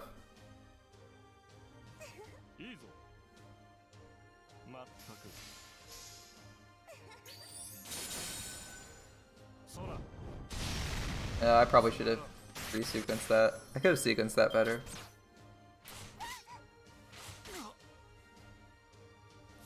I was kind of thinking we'd be there. What was I thinking? I was thinking this Uriel would actually do enough damage to like almost kill that guy, but it didn't happen. Alright.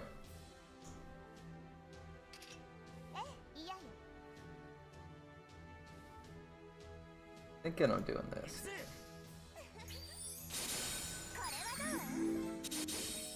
That worked out as planned. Okay, Ku did. Well, I didn't have too many options for where Ku's attack was going. Okay.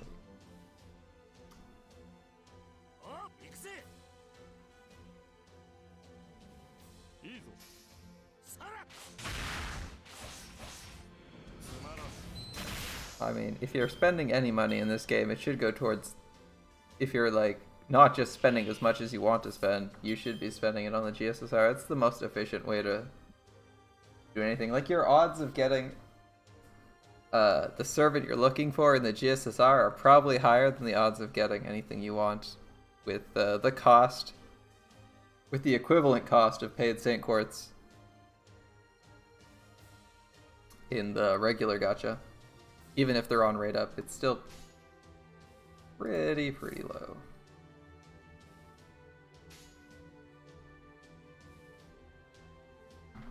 Flaky internet connection? Bummer. I remember those days. I still have friends experience. Well, I used to have a lot of friends experiencing that too.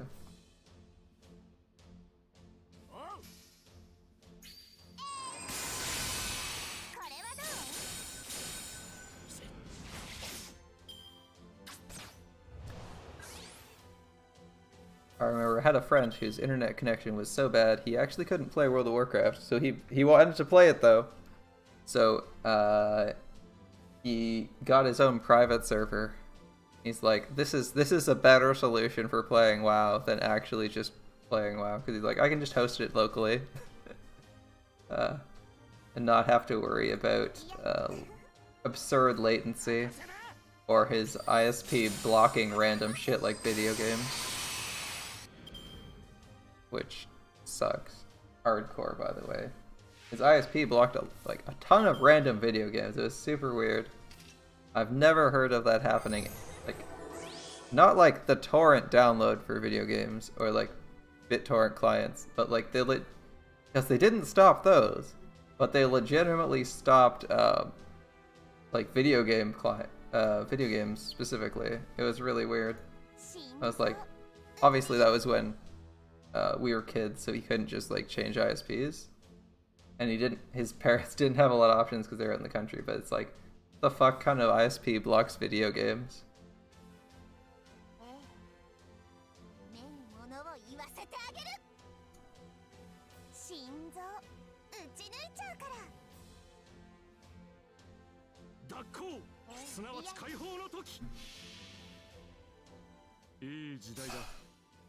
It's just ranting about how I can sympathize with bad internet, although once I started using it, once my parents started using the internet, they just like upgraded high speed almost immediately. So my parents' house didn't generally have terrible internet. It had middling internet for a while. But I can still remember dial-up and waiting like 5 minutes for a game to load on like Shockwave Player. The old days before Flash. That sucked. I remember that. That sucked.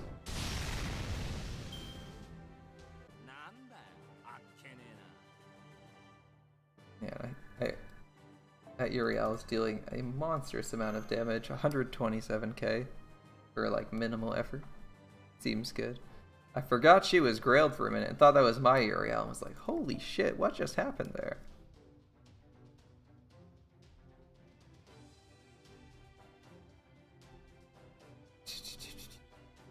None of these fancy people.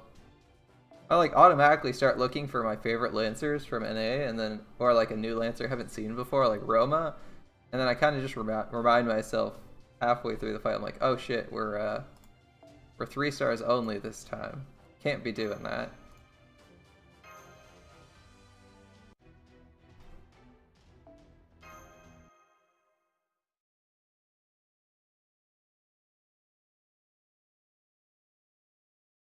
I feel like I'm near the end of this singularity, but it's also like crazy long.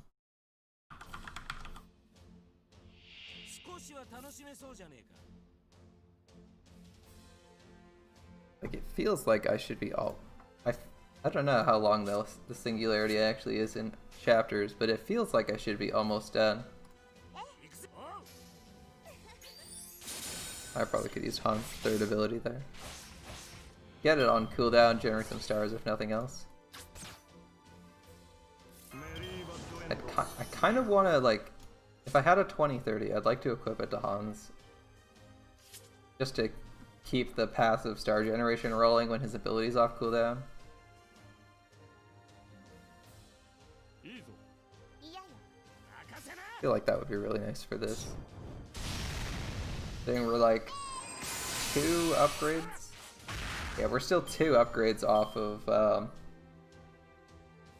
being able to battery and NP instantly, because we only have like 50% CE.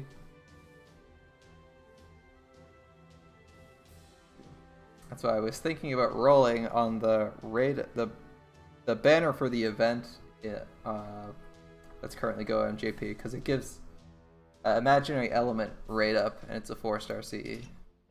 Could like throw a few tickets at that, a few more tickets at that, and hope to get the CE, which would actually kind of help us. Just get our farming teams actually going, because we don't have a lot of starting gauge. Let's see. This is actually a good coup, so we will do... He doesn't do 13k, he does like 11k on his first attack, so I think we have to do this. It's just another event tomorrow, man. Like, it's a good event, and we're gonna get some good material, because we're gonna get some cool materials and a welfare out of it. But it's just an event, man.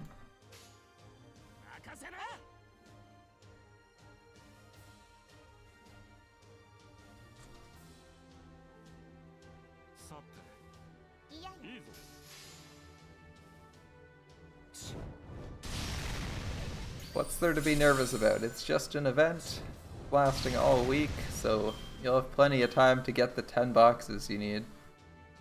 It's a lottery event that has a hard cap on boxes, so you got all the time in the world. Especially since you're planning on rolling on a Reshkigal, you're gonna just gotta get that Reshkigal. I believe you're gonna get that Reshkigal. I have faith in you. You're gonna get the Reshkigal, and it's gonna be awesome. All right.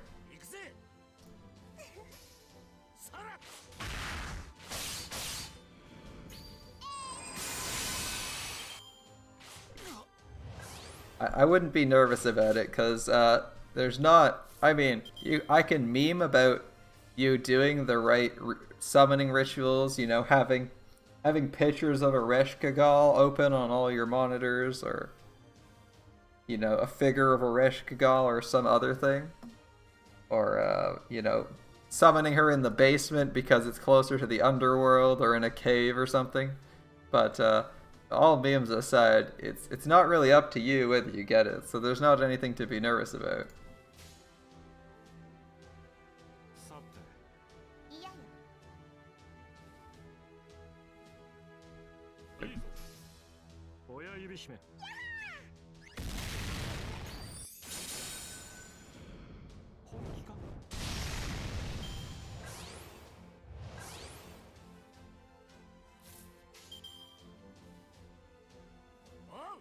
Yeah, exactly. It doesn't mean you can't be nervous, though. Hey, Aqua has great great stats at least, right?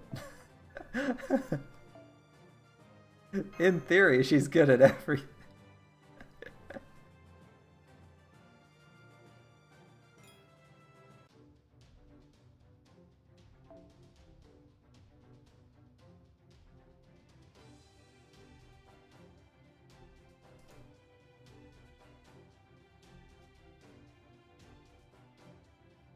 Hey, we got 2 people this time.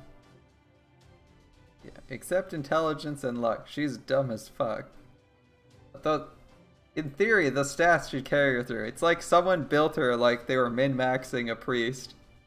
And then they're like, oh shit, I have to roleplay being a complete idiot. Thankfully, her whole party is full of morons, so she doesn't stand out too much. Where? Konosuba's a great show. I love that show. Have you seen the movie?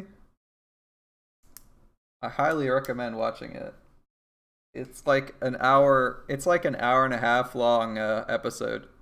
It's great. No commercial breaks. Just like an absurdly long episode.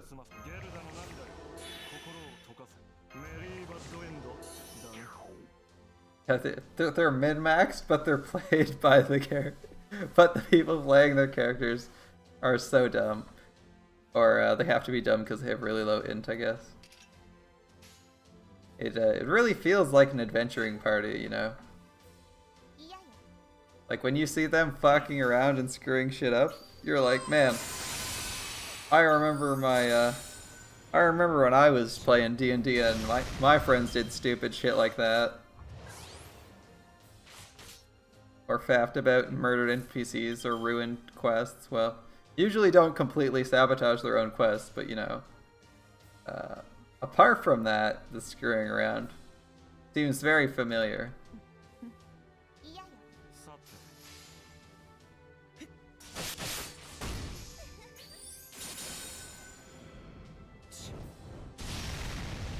Like that's one of the things I always thought of when I first saw Konosuba.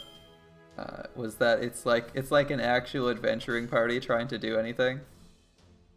You're like, you're thinking, how are these people so dumb? And then you realize, like, wait a minute, this is like the most obvious shit, but this is also what I've done in my own campaign.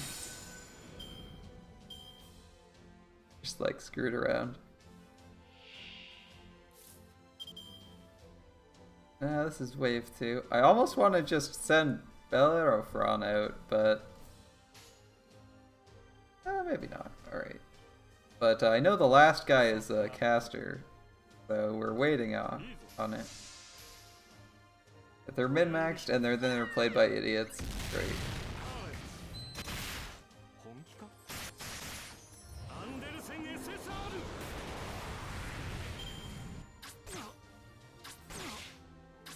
Well, I guess we're just gonna use Hans's NP early so he doesn't die.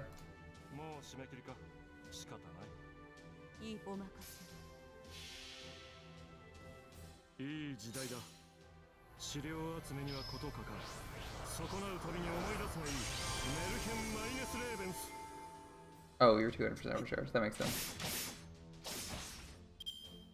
So are you more of a darkness kind of person or a Megumin kind of person? Anyone else can answer too if they have a preference. What's chat's opinion on best girl in Konosuba? Wiz! I haven't met someone who's Team Wiz before. This is exciting.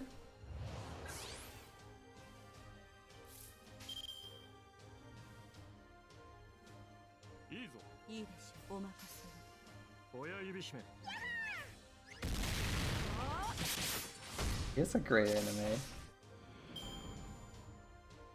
I just wish people would take up my recommendations for good anime more often. So, man, at least in real life, I recommended it to everyone when I was watching it, and nobody fucking picked it up. And like 2 years later, one of the people I recommended it to finally picked it up, and they're like, "Holy shit, this is amazing! Why have I never heard of it?" And I was just like, "Yeah, it'd be great if someone told you about it, wouldn't it? If only you'd been around." 2 Team Wiz? What the hell?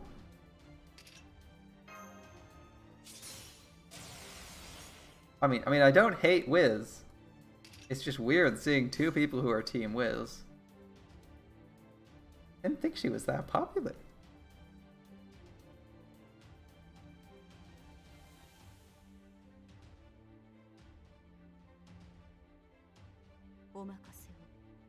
I don't remember what your overcharge is, but you have an AoE NP, so we're gonna do it this order anyway. Team Wiz.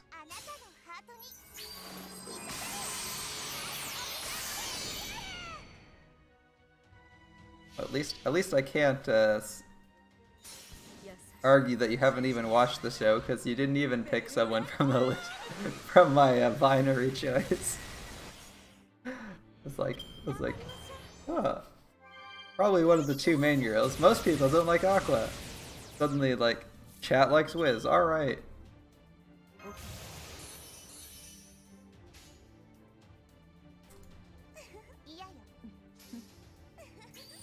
You like the scenes with Wiz. There's a few in the movie if you haven't seen it. Specifically, like, the first couple scenes, and then a bunch of the scenes in the final battle.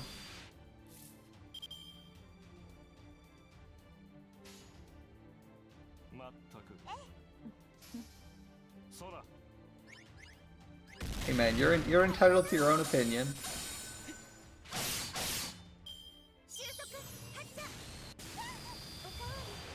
Wiz is pretty cool. I can't deny that. I like most of the cast of Konosuba. I mean, even though the protagonist is an awful person, he sometimes still puts out good jokes, so I don't even hate him that much.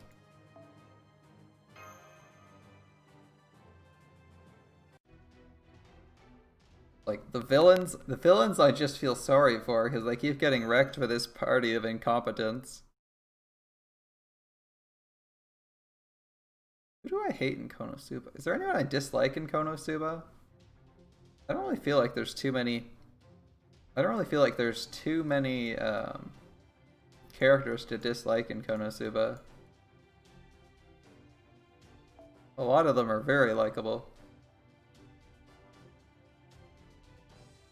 Yeah, the only thing I didn't like about the movie was that there was a couple, like, off-color jokes. But yeah, the villain was somewhat interesting. Their solution for the villain was equally interesting. You're just like, alright. Yeah, okay, become the weakness so that they can super explosion her? Her, him, however you want to define that shapeshifter as.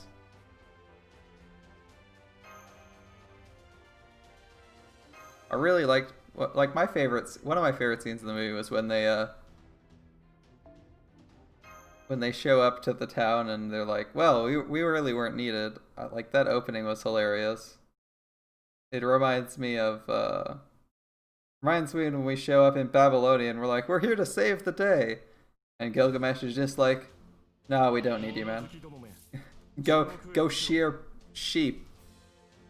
Go clean the sewers. Go do whatever. I mean, it was only like one episode. It was only like one movie. And they did a good job. The boss, they did a good job with it, so I'm not too worried about that. Like, Kazuma can come back, so it reduces some of the drama, right? Like, it seems like something a player would come up with if they're like, well, you know, when I die, I just come back, so who cares?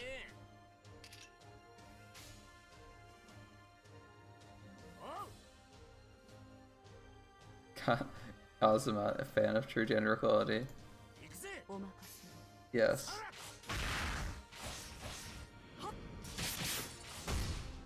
I too remember that scene, as he's an advocate of true gender equality. He'll smack everyone, male or he'll slap everyone, male or female. Ah. That's not too bad. I mean, it's a practical strategy. It makes sense in his world. I don't hate it. What I hate, if they use it too much, they just have to come up with some bullshit excuse why he won't be able to resurrect.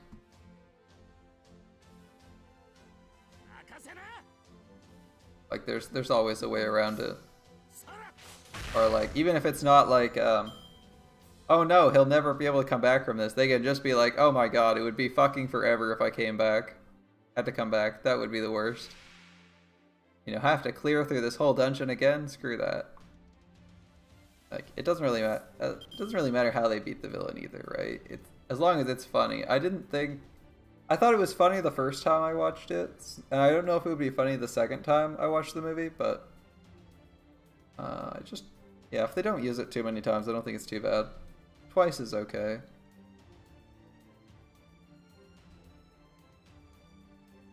It's definitely not all that good for a running gag, though.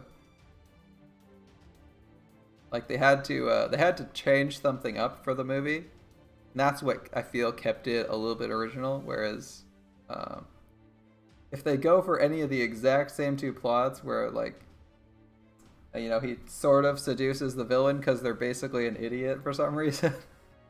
I don't even know how they fell for that one in the movie. I was like, I love you. No, I don't. You're crazy. I love you again. Why? Because reasons. As long as they don't go. Okay.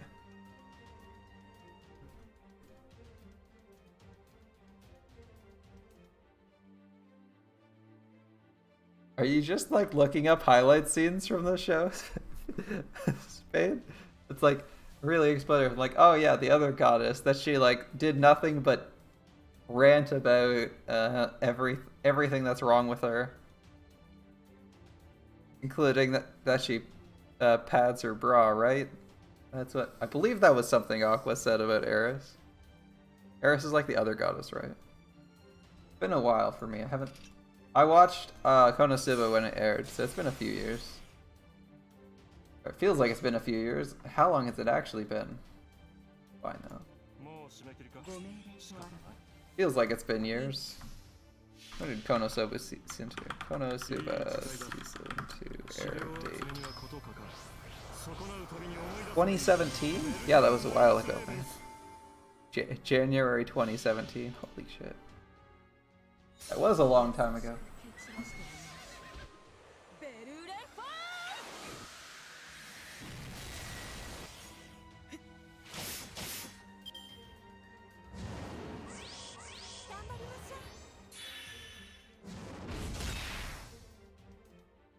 Okay, we got Herc and Healbot.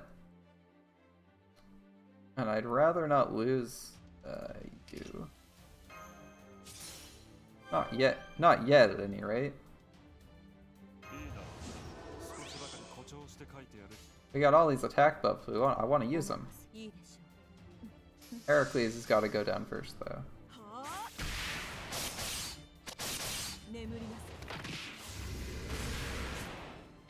It's actually not too far away from me. Yeah. See, I couldn't have told you Eris's name if you hadn't have said the name Eris. Like, I don't remember it in the slightest.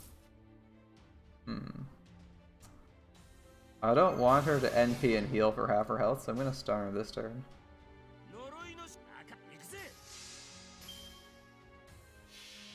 I don't know if Soup is a good show. Well, I'm glad you watched it anyway. That show is just straight up good.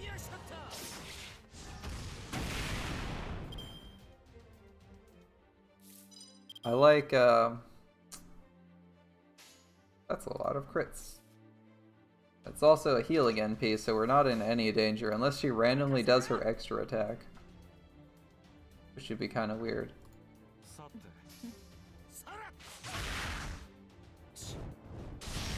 Yeah, it's a good show to marathon. I was gonna say, I like a lot of the running gags they do in that show. Even the gag where they even the scenes that they keep getting eaten by like random enemies are funny. I like Darkness's gag where she's like crazy masochistic and scares off all the villains way too often. But like every time that happens, it's like I want to cringe at the start, and then I just start laughing because it's so awkward for the bad guys. They're just like, oh no, we're not that bad. That was Bond 5. That was Bond 5.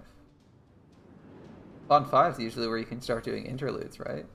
Now, unfortunately, we probably need to be max Ascension, but we're close. Reconscious. I want to check what we need for Caesar's interludes. Aldea Gate. We got interludes and rank ups everywhere. We can start on some of these. Probably should start on them, to be honest. And I see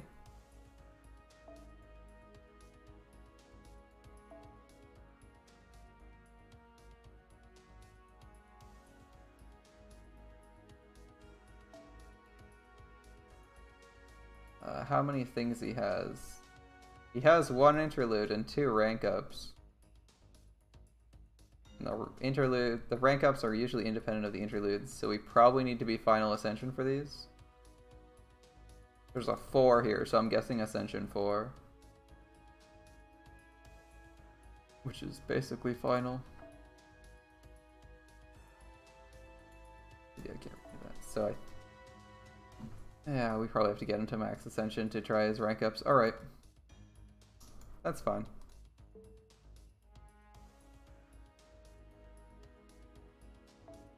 And we can already do Ushi's, so we might do that. Yeah, he almost got his popular phase for like 2 seconds because someone wrote some bullshit fan fiction about having to marry him to father the hero that's gonna save the world. I mean, it was all bullshit from scratch, from day 0. Alright, I think we're gonna do Ushi's interlude.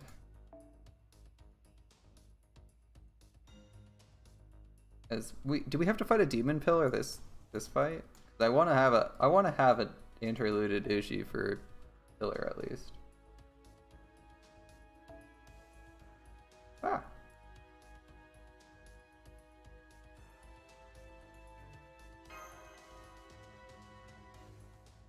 I think we fight a pillar. This one or the next singularity?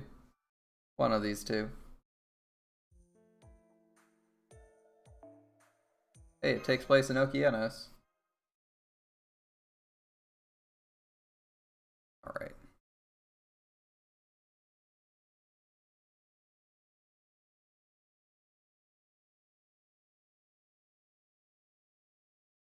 Cosmo's popular phase. Like many other things that go well for him, end as soon as they start. Or should I say before they even started, because he really wasn't even popular in the first place. He was just under the impression he was popular for 2 seconds. It's nice to see the light drain from his eyes. He realized things weren't going his way. And, oh, that's a fight, alright.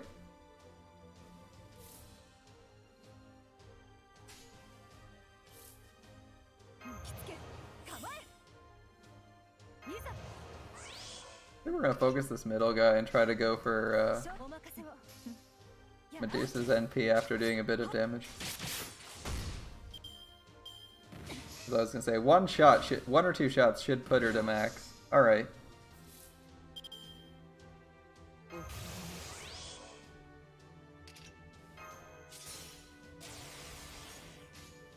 Just a casual.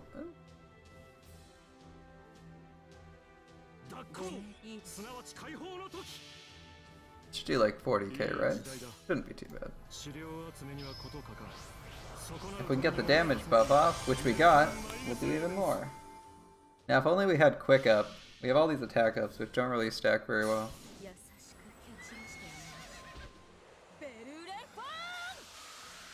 Still, 77k? That's a respectable amount of damage. Good job, Bellafron. Also known as... That worked easily enough.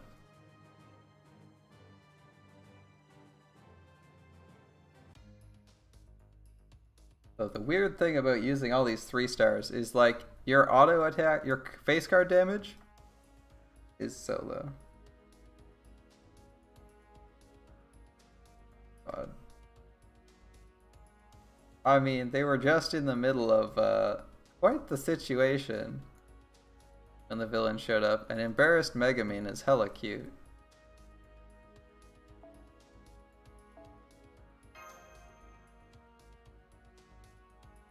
Canis. I want a copy of Canis on my NA account. One day I will get a copy. Not today, but one day I'll have a copy of Canis. I didn't roll for it on Canis's banner when it was around, and I'm kind of regretting it now.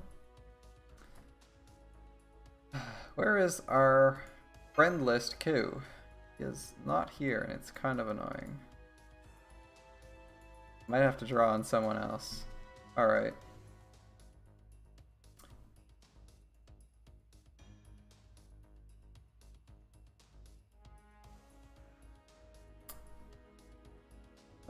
Yes, she is. Lost Belt 5 is Kirchtaria, or whatever, however you say his name, and Canis is his servant. As far as I know, at least.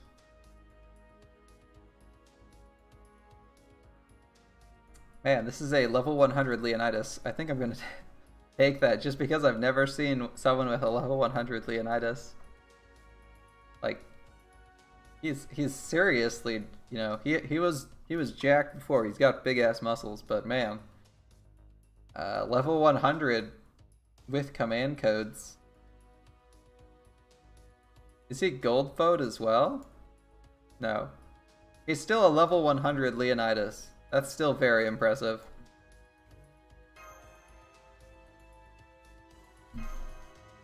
I like that on this 3-star count I can just be like, that's an impressive 3-star and below, and actually use them.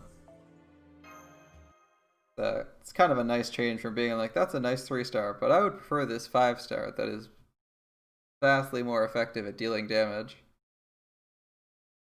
Like, I know what Leonidas does, but I've never seen what a level 100 Leonidas can do, and this account is a great excuse to try that out.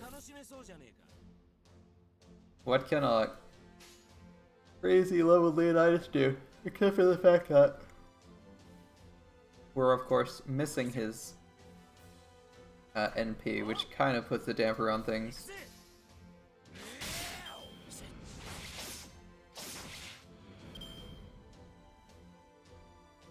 Yeah, Canis is fucking cool.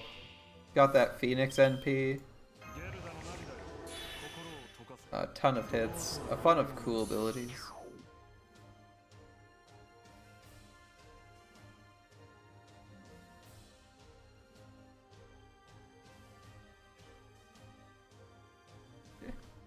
Oh, that's true. I feel like that's a very tropey response, but it's still funny. Megumin dying of embarrassment was pretty great. Of course, then Kazuma ruins the whole fucking moment, not like 2 seconds later, right? Because of course he has to. Like, you were just having a moment, and then Kazuma turns around and ruins it. That was the scene where he gets captured, where he lets himself get captured by the villain, right?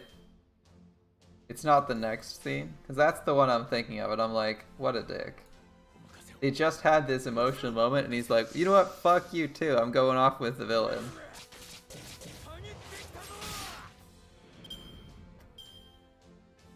I mean, I can see why you'd be irritated the villain showed up.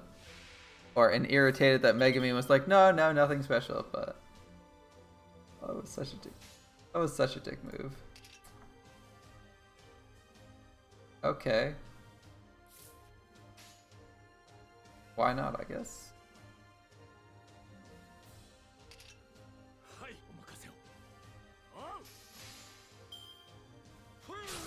Yeah, I can see why he's tilted by that.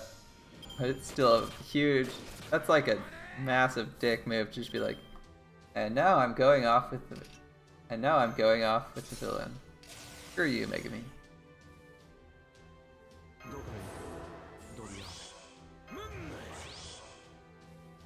Oh, Leonidas doesn't have any rank ups? Even on JP, Leonidas has no rank ups. That's weird. Kind of just assumed he'd get one at some point. So the fact that he doesn't have anything is kind of weird. He did get his punishment almost immediately, even. Yeah, that's right. My Q did all that work. Almost immediately, 2 seconds into that, they did like a... They did another gag that traumatized poor Kazuma.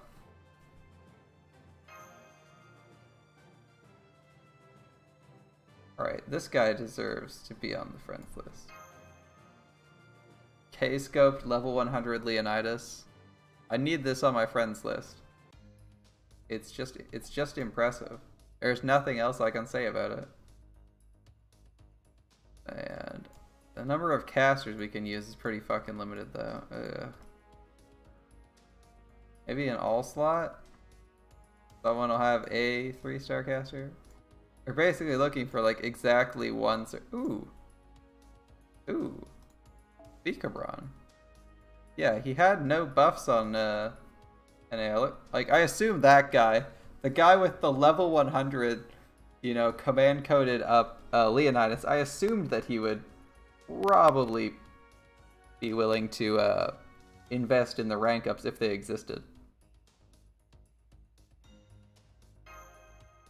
Like, if you like 2-star enough to put them to 100, they're probably going to have their interludes done. Although, I'll be honest, I have seen people that have level 100 servants that don't have their interludes. Specifically Jack. I remember I have a friend on my friends list on NA who has a maxed out Jack and they don't have the NP interlude done, which makes them worse than the other guy on my friends list who also has a maxed out Jack. Chills. Well, I guess you can buff him. It's a thing you can do. But it'd have to be crazy to turn him around in any meaningful fashion. At least. This guy's 3-star. but he's a caster, so I'm gonna guess he doesn't kill him with one hit. If I'm wrong, I'm wrong. Oh wow, okay. We actually could have done a Brave Chain there. Gotten the stars instead of had that extra hit. Did he actually just get a buff, or is it just he's gotten a buff and you remember that? Because that would be crazy if Gilles got a buff like here randomly.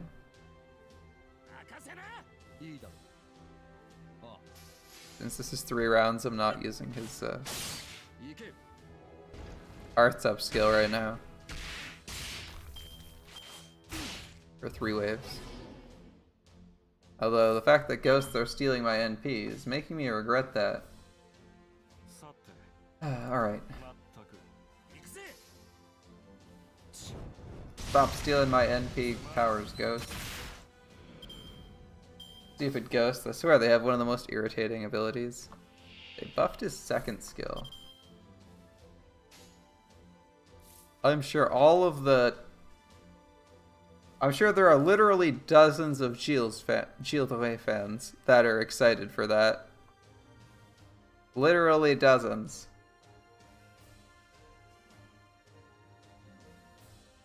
As many as 2 dozen. No more, though.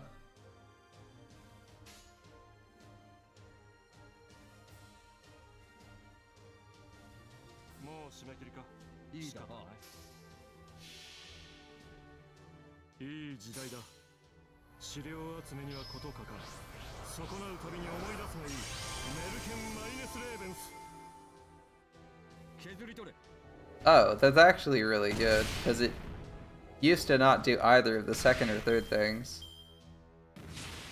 He actually is like a Buster art support. Wow, he does so many roles so badly now. That's Caster Gilles, right? Hold up, I'm gonna...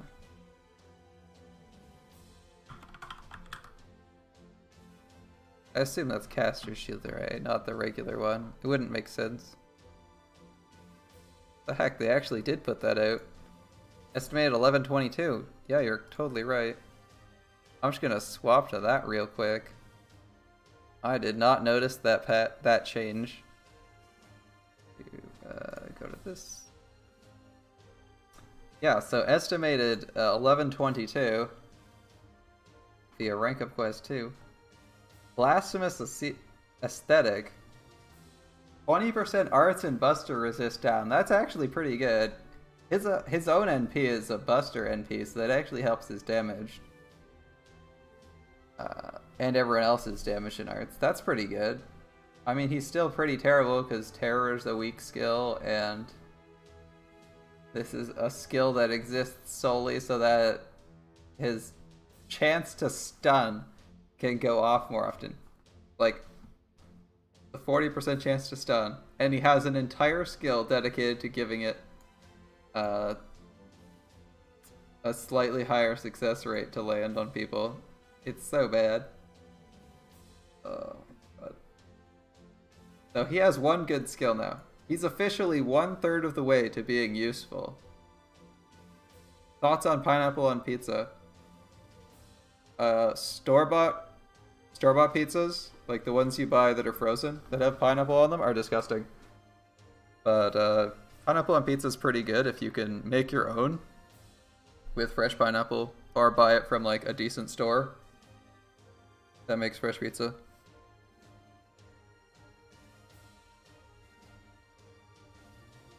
I am a fan of Hawaiian, as long as they're not the frozen ones. Like if you're making your own pizza with your own dough, and you buy like a can of pineapple, a can of like sliced pineapple, or it turns out pretty well.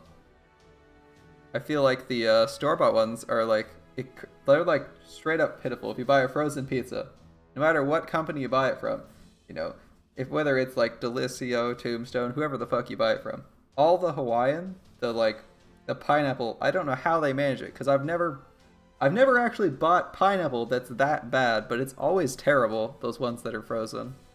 Maybe it's just because fruit tastes different when it's frozen, but like, I mean, I don't hate frozen blueberries or anything. What? Van Gogh? Van Gogh? Van Gogh is our latest guy. Who is...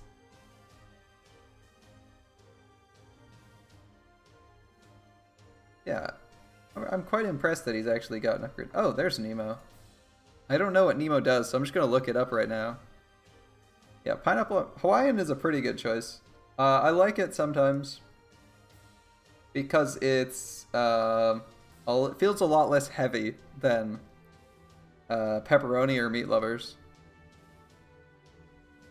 Like the pineapple is sweeter and makes the whole thing feel like a lot less heavy. Like if you're eating like sausage, ham, pepperoni, bacon, it's much heavier than just pineapple.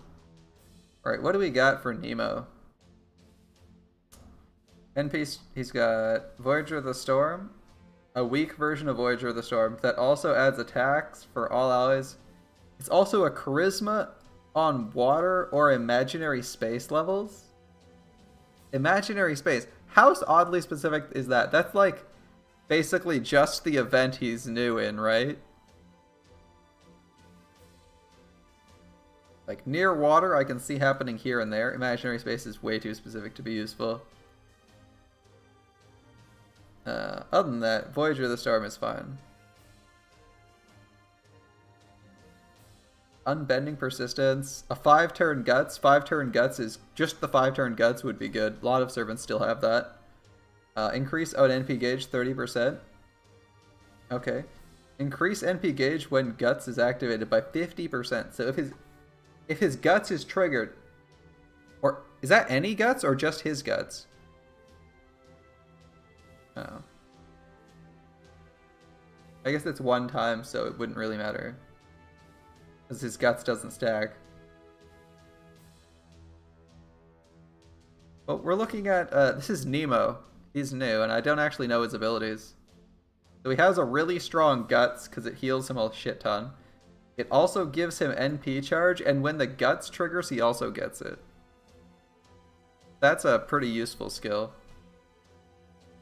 So, like, you know, you never get that situation where you're like, Guts triggered, you didn't get enough NP because the turn ended or something because he's soloing. He comes back.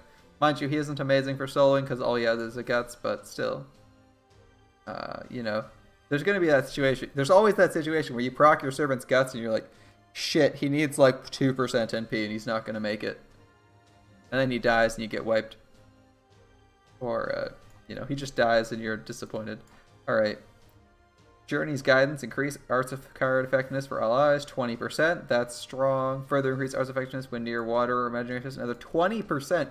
He has a 40% arts up for the whole team for 3 turns? Jesus, man. And then he gains crit stars, so it's 5 to 15. Is that standard instinct?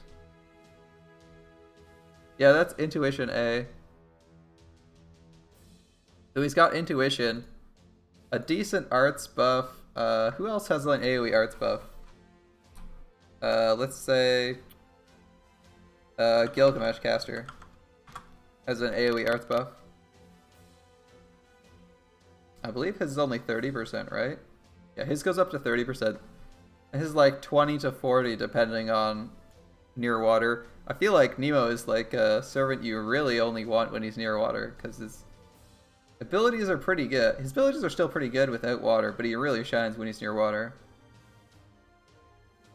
Alright, his NP. Wow, that's a list of things. Okay. Increase on NP strength by 20% when near water or imaginary space. Applies sure hit when near water or imaginary space. Deal damage. And then also has super effective against Supergiant. Okay. Yeah, he's like disgusting for summer events or any node that's near water. Imaginary space, I imagine is I imagine is only useful for the event for the most part. But summer events and even a few random nodes, he'll just randomly be insanely good for. Cause like 20% NP is also I think a 20% NP boost is actually really strong. Oh yeah, all of Atlantis. I guess that makes sense. Yeah. 20% NP damage. Oh, he also has an overcharge of NP strength. So he's got like 30% NP strength in theory. He doesn't even have an upgraded NP, and this is an insane amount of damage. Actually, we can go check.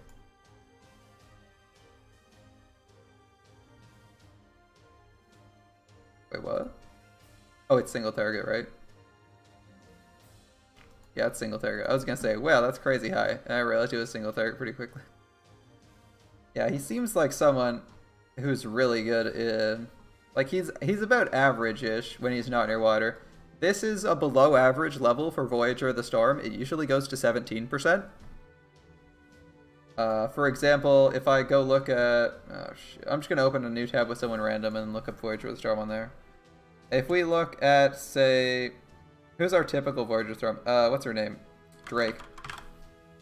I believe Drake is Voyager of the Storm, right? Or an equivalent. Yeah, here we go. She has a 17% version of Voyager. So, like, this skill is straight up worse than hers. Yeah. Yeah, Drake has 17%.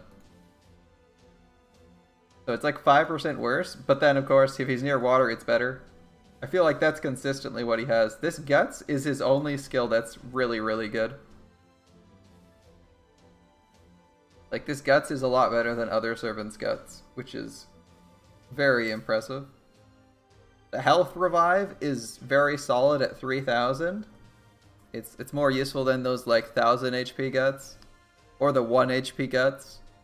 The NP Battery is, of course, really good. This is obviously what you're going to pick first when leveling stuff up. 30% NP Battery is awesome. And then the this is just, like, icing on the cake. Like, just the Guts and NP Battery would make it a solid skill. This is definitely what puts him into 5-star territory. Yeah, this other skill, like I said, is subpar compared to the other AoE arts booster, so unless he's near water. I mean, it's comparable because it also gives 15 stars.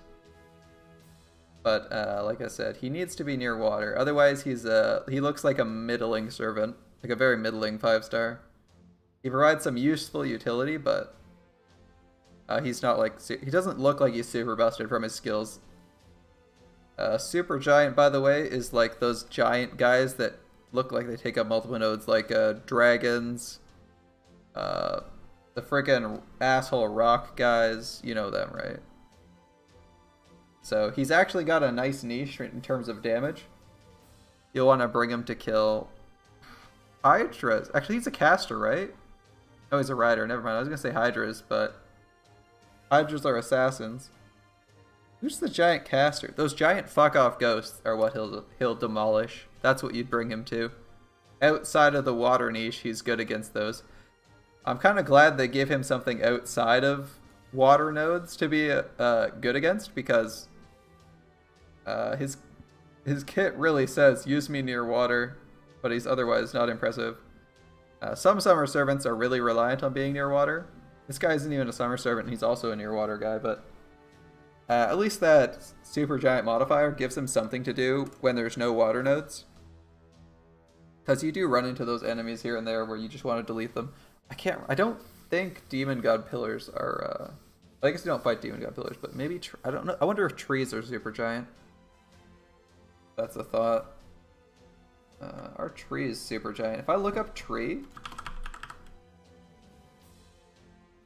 I don't know, one of the trees. I just want one of the trees. Oh, it's not gonna happen. What are those? DNS?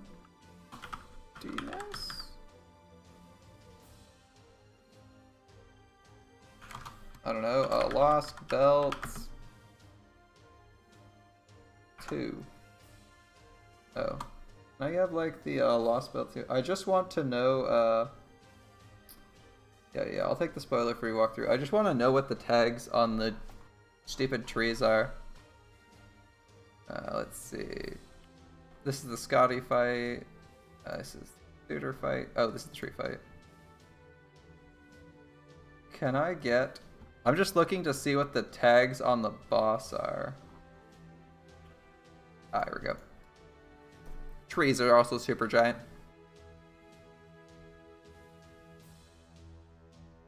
So he's also good against all the trees. That's kind of cool. He's got a decent niche. Since they have it, it's still a relevant niche moving forward in story as well as elsewhere. That's kind of cool. All right, he's got decent hit counts. He's got decent hit counts. That's not bad. What's this? Oh, they're just specifying it's an arts NP here. Okay. Yeah, alright. There's also a lot of super giant enemies in Goddard Emerung. All those, I believe all the Jotun are giants.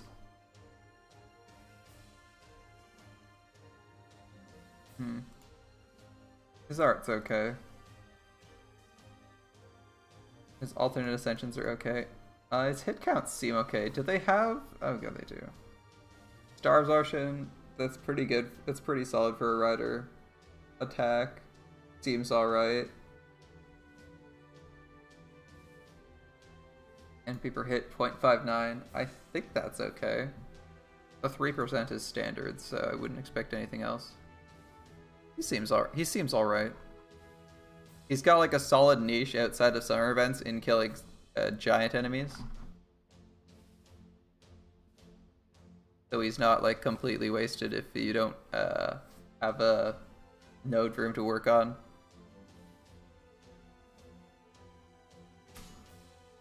Seems good. Back to our story.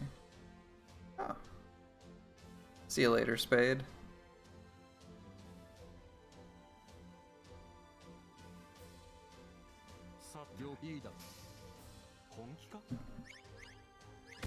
Been nice hanging out. I think we're gonna probably might swap over to some Yakuza shortly. Got a little bit distracted from what I was doing in. That ghost has a lot of health.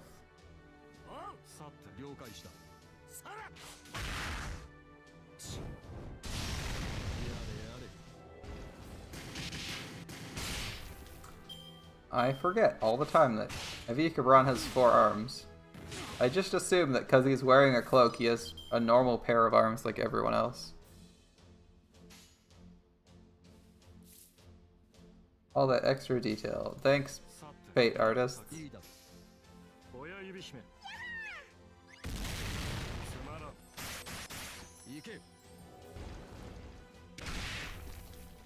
Not super obvious in his sprite until he attacks, but he has 4 arms. So weird. Alright, let's kill this guy.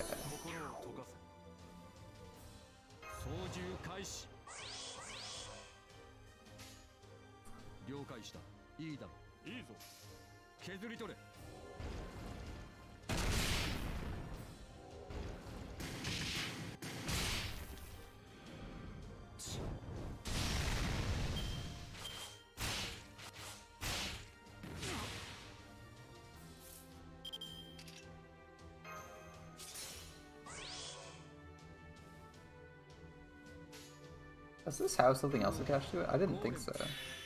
Yeah. I believe this is in the event we die, something happens. I believe it's the invulnerability shield. We're using it now because he might get blasted away, but I don't think he'll die from it.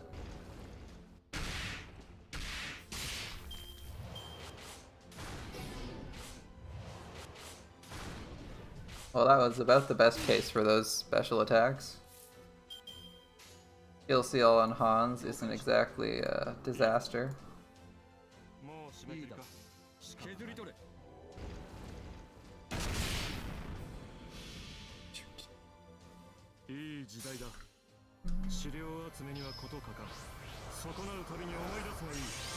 Aw, missed the attack on Avikabran. That's unfortunate.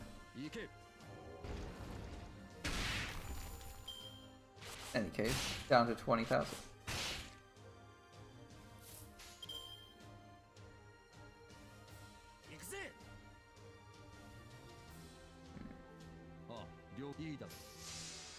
I feel like he just does more damage than Ku regardless, right?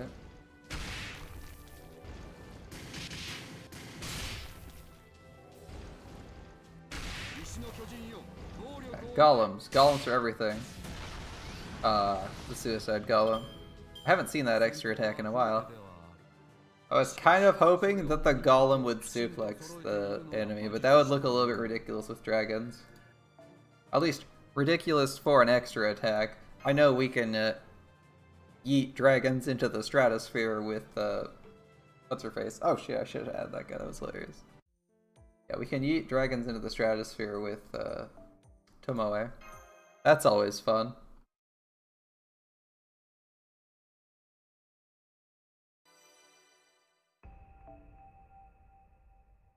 Close that.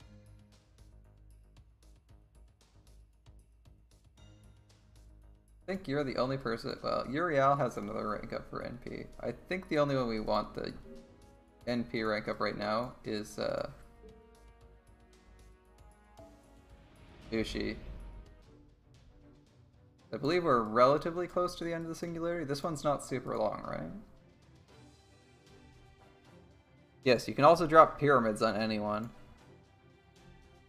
But it makes more sense to drop pyramids on people than it does to throw them. Some of our enemies are pretty fucking tall. You know, like the giant trees that are like 30 stories tall.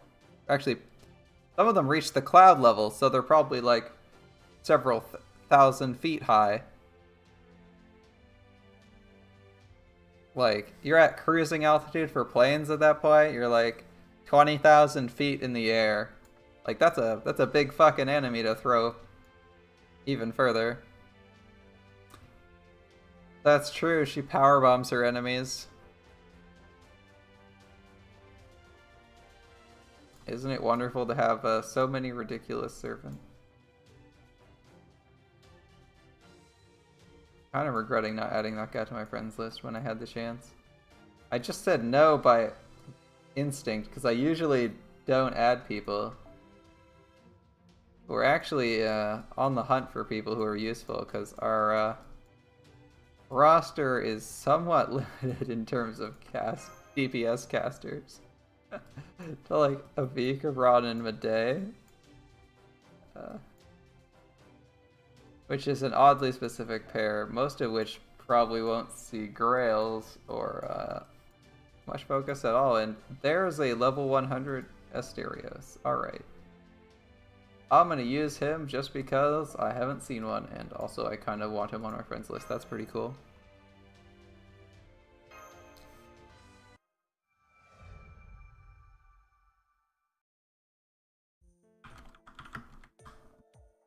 Skippity skip, skip, skip.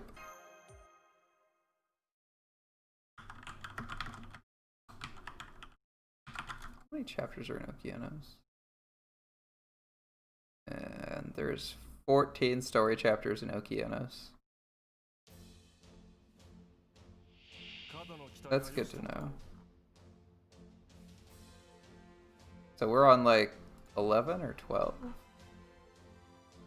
We're on 11 or 12, so it's a ways to go.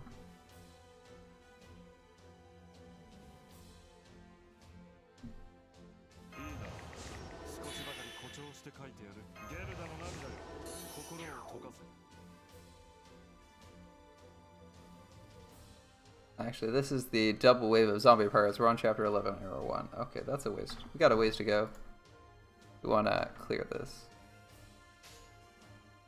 Alright. You're level 100. Please don't disappoint me in terms of damage output.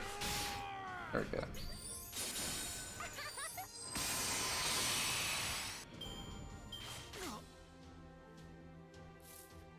I kind of wish you could get the Lost Belt 1 costume that he has. I think that would be cool if we get like the Lost Belt 1 Asterios again for costume dress. I think that would be cool.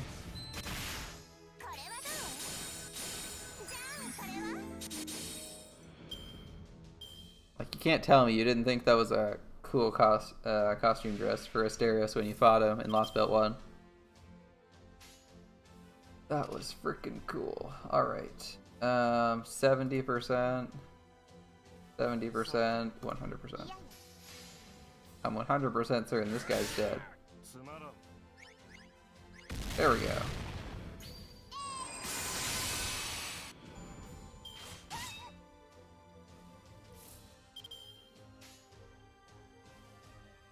I think what we need now is a strength competition. We got Tomoe and Quetzalcoatl who can both throw massive enemies, or at least lift them, no problem.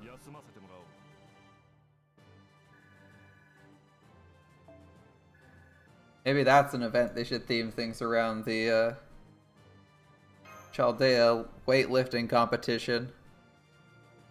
Who can bench the most? And the theme will be the protagonist, what's his face? Gudao or Gudako trying to bench everything. Oh, this guy's got a Uriel. That's cool. I can actually use the Uriel.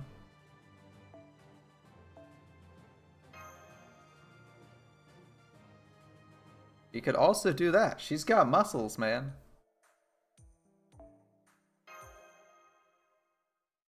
What I'm saying, we need to have the Chaldea weightlifting competition. Figure out who is the strongest servant. Screw these stats. We'll just straight up have a weightlifting competition where someone wins.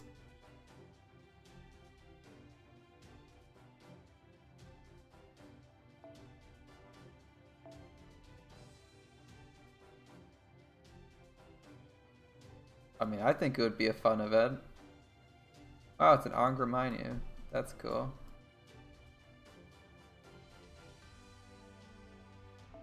Alright, come on. 3-star Basaka. 3-star Basaka. No, 3-star Basaka. Berserker's here. Oh, there's a 2-star. Level 80. I think we'll go with you.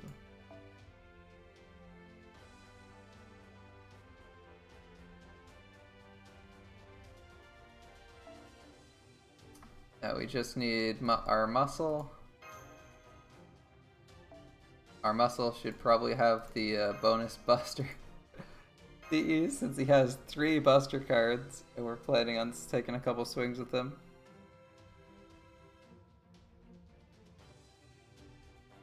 Alright. Got that.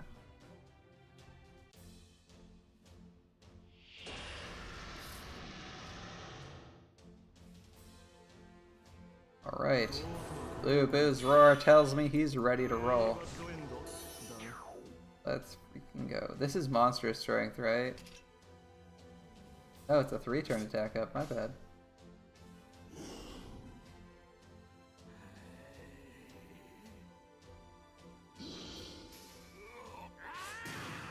Oh, that's not bad in terms of damage.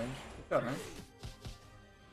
Wow, that one's actually a lot of MP gain, 19%. I know some of it was overkill, but that's still pretty good for NP gain.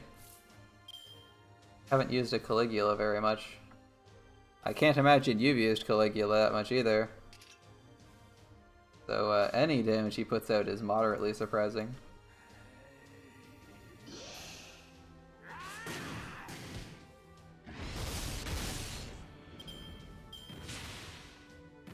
Rip Lu Bu, double crit to death. Not a great start for us. Oops, put Ushi in the wrong order. Also not a great start. Alright. Ushi's gonna eat all the stars that would go to Caligula. Because Ushi has higher star absorb than Berserkers. Or most riders have very high star absorb, including Ushi. That's kind of annoying. Alright. I assume this is Imperial Privilege? Yeah, it is. I don't even need to look at Imperial Privilege to know it's Imperial Privilege. Like, it's so easy to tell. It's like, oh, 3 buffs and you started missing them. Yeah, I can see why you'd use Florence. A 5-star, considerably better than this guy here. Alright. Let's try to do all the damage in the next couple turns.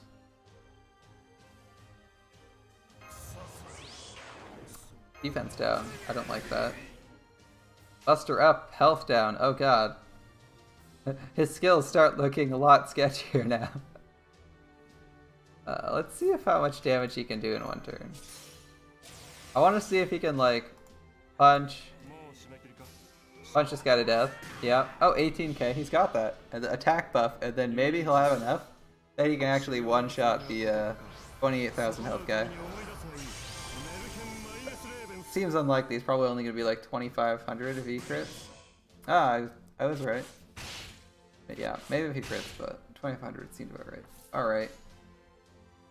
Well, it was fun seeing you, Caligula. I kind of wanted to see your NP, but we didn't make it. You killed everything too. Well, that defense up probably made up for the defense down on his ability, though. So, he's slightly tankier, but he's pretty squishy, because all he's got is Imperial Privilege, and he hurts himself.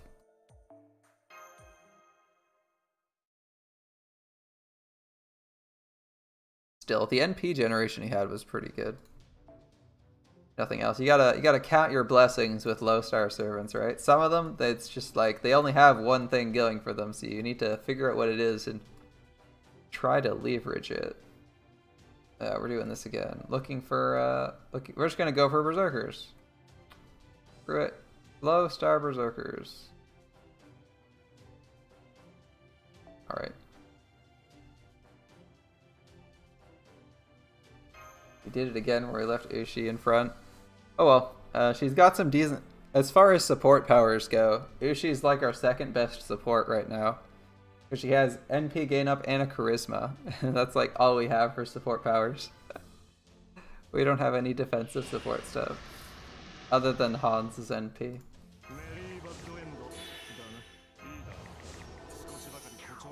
Oh well, such is life. Let's see.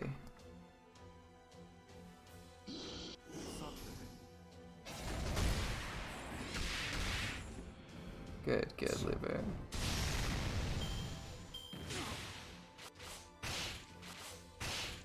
Tawara. To be honest, I actually didn't use him at all. I used him like once when he showed up in Camelot and was like, why does this guy exist? And then it proceeded to completely ignore him for the rest of the game. As best I could. I did not like Rice Man's aesthetic at all. He just doesn't jive with me. Don't do that. Don't do that. Bitch.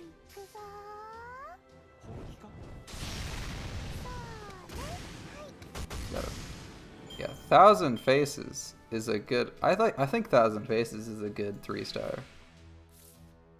She has decent star generation. She puts out a good amount of damage. She can loop she can't loop, but she can recover her NP insanely fast. If you get her first 2 skills up, like you just use both of those, get the art up from her second skill, and she'll be able to NP back to back pretty quickly.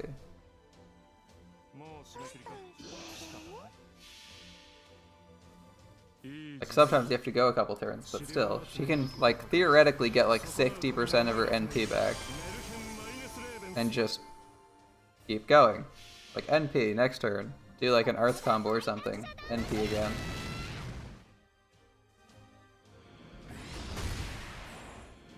What? Blue Bit just fisted that ghost. All right. Oh, interesting. The Grand Order fandom tells you what a properties the battlefield has for each arrow. That's convenient. So 1, 2, and 3 are water, 4 is forest. Yeah, I wanted an excuse to use Thousand Faces, as I already have a couple single target assassins. There's no real reason for me to use 100 Faces Hassan on my main account. Other than I wanted to use her, and this is a great excuse to use her, this 3-star. Yeah, so even if it makes things a little bit harder for us. Alright, whatever, we're just gonna take an archer, that's fine.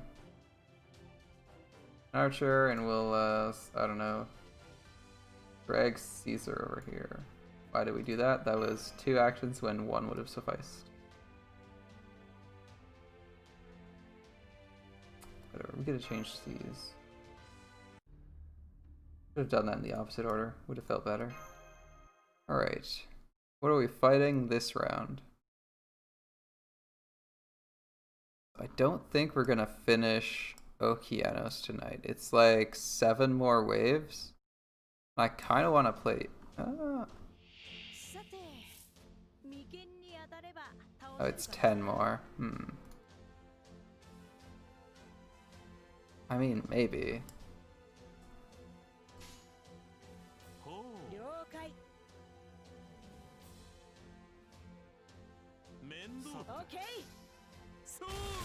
10 fights, including a few bosses. Maybe? I don't know. I'm not certain about clearing it tonight. I know I could, but I was kind of planning on playing Yakuza. Oh well. I guess we can kind of skip the Yakuza once in a while. Alright, Caesar's gonna get this. He actually needs the NP, so he's gonna get it.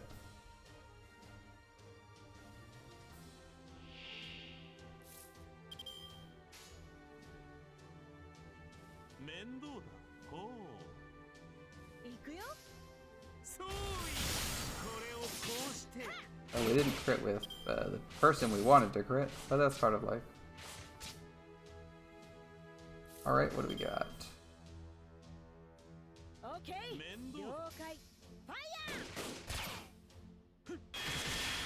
For a level 90, you just did less than 1,000 damage twice in a row. That's kind of disappointing, even for a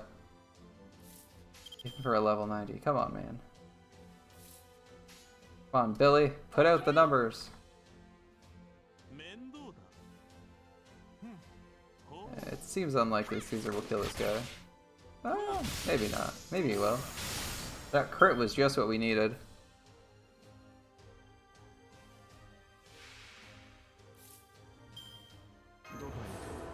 It's kind of hard to hum along to a lot of these soundtracks, even if I know them. I don't know why. Maybe it's just nerves. Alright. Yada yada.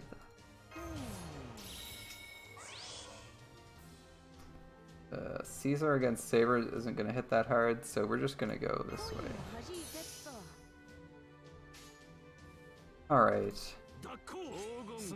We'll go for that NP chain.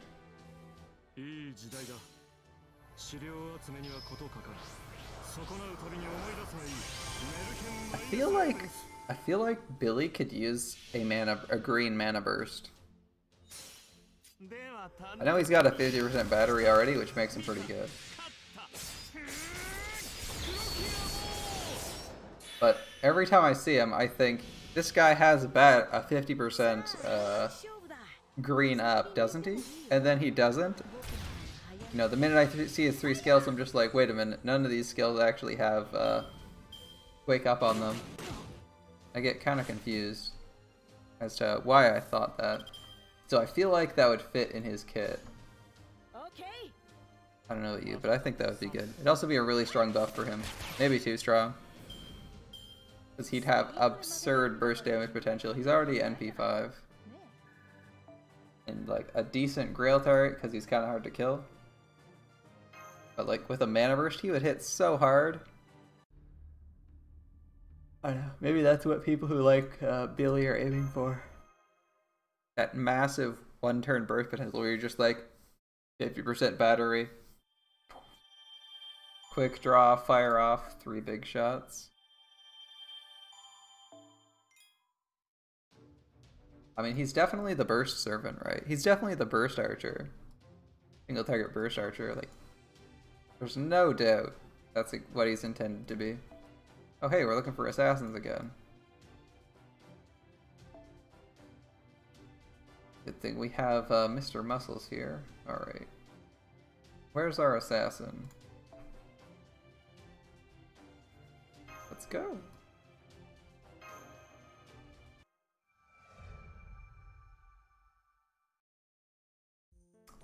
We can probably run better than jeweled swords on everyone. But for now, I guess we'll keep running jeweled swords.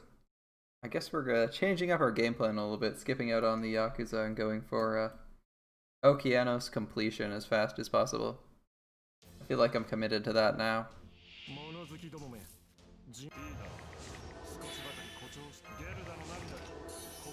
It was kind of like the turning point the last couple nodes where I was like, I could maybe swap over, but now it's like, no, we're just gonna do this. Alright. That's a decent turn for some NP gain.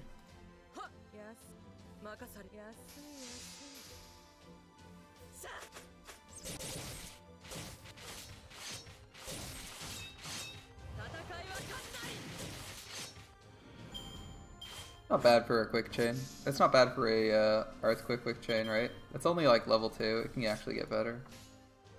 Ooh. Even better. Gonna see some real crits.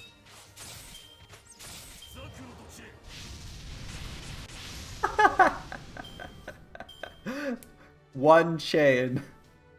One brave chain. Instant 100% NP. That's some serious. That's some serious gaining there, Hassan. All right.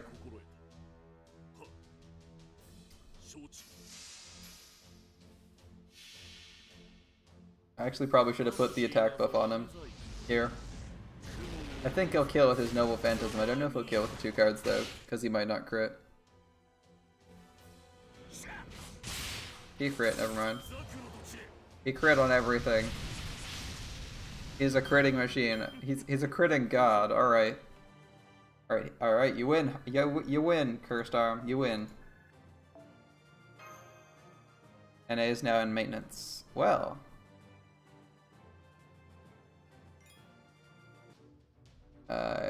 I guess round 1, or it's round 2, we'll see NA back up, and with our event rocking.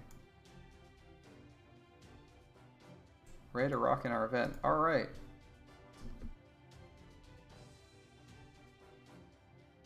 Pity they take so long on maintenance in this game. I really appreciate in other games when they don't take that long for their normal event maintenance. Or, what's the best I've had?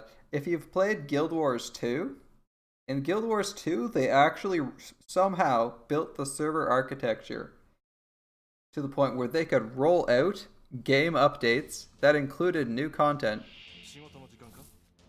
And you didn't have to restart your client, or they didn't have to restart the servers for it. It was insane. Like, you'd just be playing the game, you'd get a notice that a new patch had been rolled out, and you needed to restart your game within like a day. And you could restart immediately, or you could just go play the new content and then, you know, restart your client in a day, in like a couple hours, or finish whatever you're doing, you know. And like, I thought that was absolutely mental the first time I noticed it, when it's like, oh, there's a new balance patch available. Restart your computer to experience it. And I'm like, really? Or not computer, but like restart your game client if you want to access like the new menu items. And I'm like, really? They updated their menus and you can just keep playing without getting the updates? Like, that's a thing?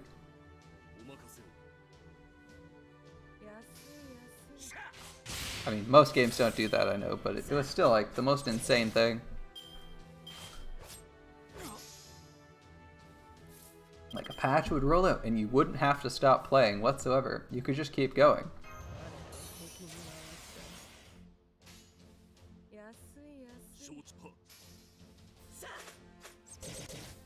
No crits, alright. Oh. First arm will do all the critting that you need. We don't need you, 100 Faces. We have this incredibly high level Cursed Arm who's just doing 1 billion damage. He's like made it his life's purpose to annihilate these wyverns. Not fucking turning around for anything. No brakes on this wyvern murdering train.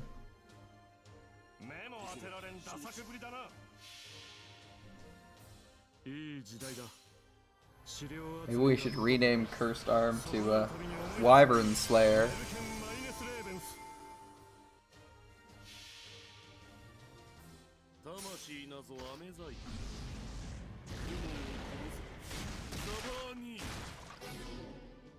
There's that instant death proc.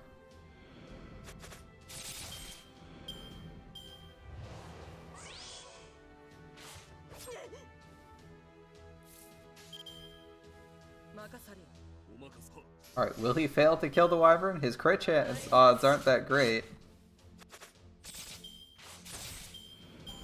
Well, wyvern's dead. Doesn't matter. Alright. He crit anyway.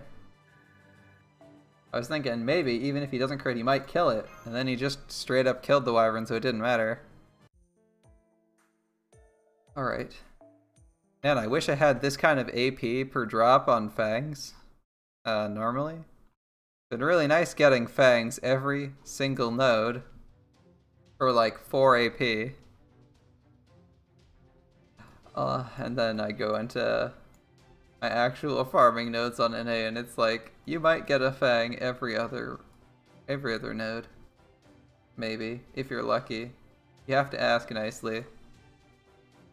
And maybe once the gods of Gacha will smile on you. Alright, I'm surprised this guy left his middle skill at 1. Is there a reason to leave Charlotte's middle skill at 1? Seems like a weird choice. Just to out of the blue. Have a grailed servant. Have a grailed 1-star that's 10-1-10.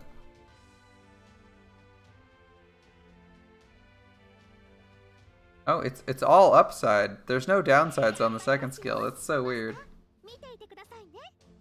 Like, why would you not upgrade her attack buff? 10% attack for 1 turn is decent.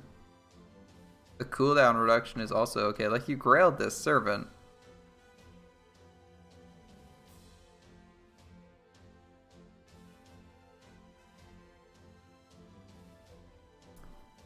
Whatever. People make weird choices. That's all I can say.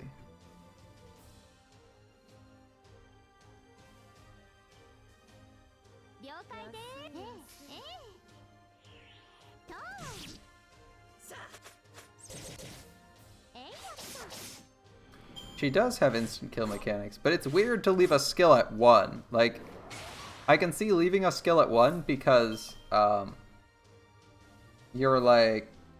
don't want to use the skill, but it's bonus, like it's bonus attack.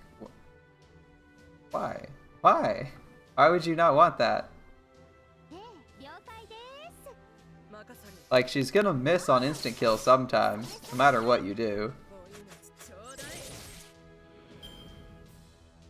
Feels like it's just a solid, logical play to buff the attack. Like, nobody had, like, the account, it's 1010X. The account he has, like, level 130. There's no way he doesn't have the blue gems. They've definitely been playing enough for all the blue gems. It just seems weird not to have done it. Alright. I'm gonna use Markin minus Lavens here because he might be dead next turn. The wyvern's kind of been focusing him.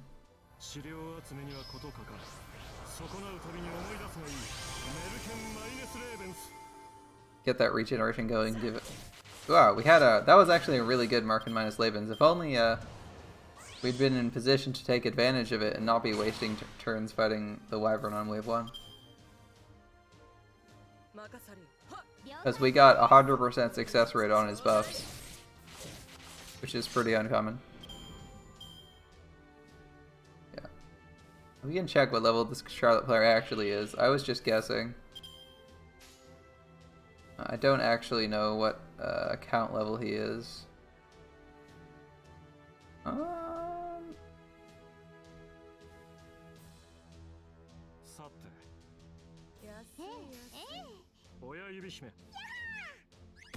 I was hoping for a crit there.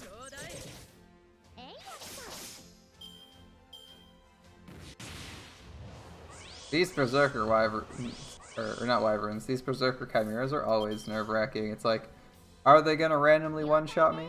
Or am I okay? You never know.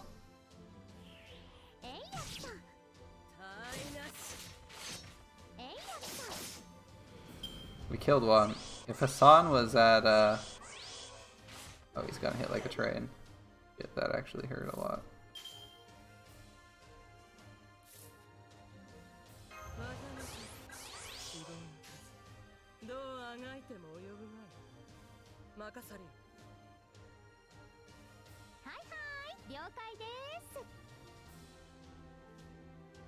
I'm doing this because I'm probably gonna NP the wyvern with 100 faces. Oh my fucking god. What a crit. Jesus Christ. Oh my god, another crit. Oh, fuck me. Okay, this went from very doable to very, very bad, very suddenly. Holy shit.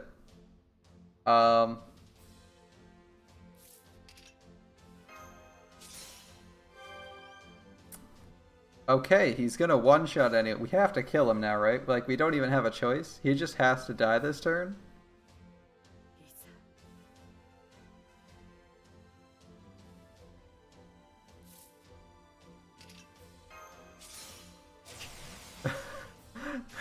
He just, like, one-shots two people, and I'm like, what do I do now?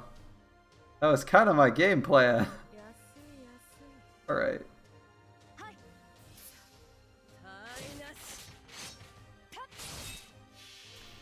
Wow, that hurt. Alright. That really hurt. Wow.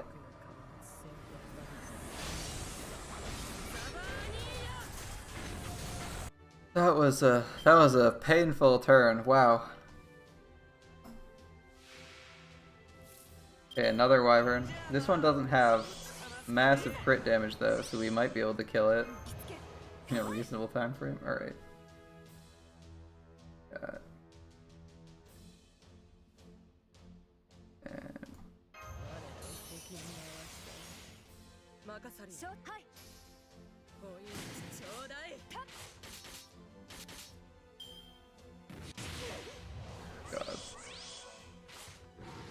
At least Q can survive an attack. Jesus. I think Hassan's played her role. And played it fairly well, I might add.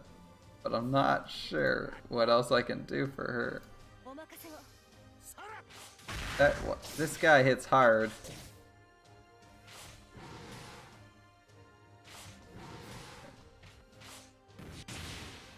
Okay, his defenses are down.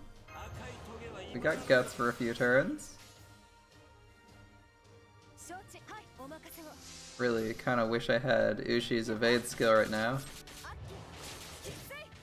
Okay, we got him next turn. Underfaces is gone. I'm saving the evade for Q. Or whoever's last man standing. Alright.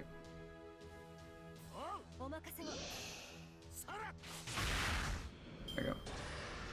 Got him! That was a terrifying second wave when the guy was just like, bloop, delete your servant, bloop, delete your next servant. I'm like, that was not doing.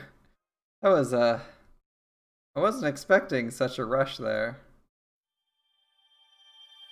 Oh well. Guess I can't complain about the node being boring at least, right? Because Chimera's fucked me up pretty good. I got fucked up good, man. They fucked me up. Okay, 13. We can't use foreigners. Thanks for the recommendation, though. That Charlotte player is 137. He is 10 levels above you. He's been playing longer than you have.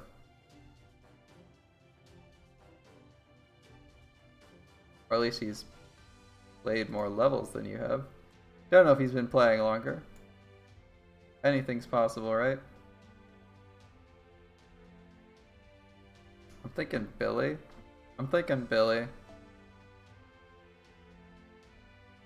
Fight Berserkers. 100 Faces has some survivability, so I'll keep her around. I don't know what we're facing here. 13, Chapter 1. Jason.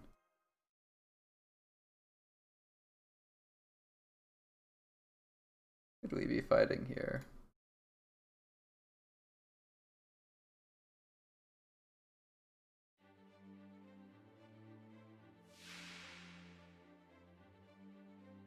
Oh. Alright. Alright, we're fighting Herc. Okay.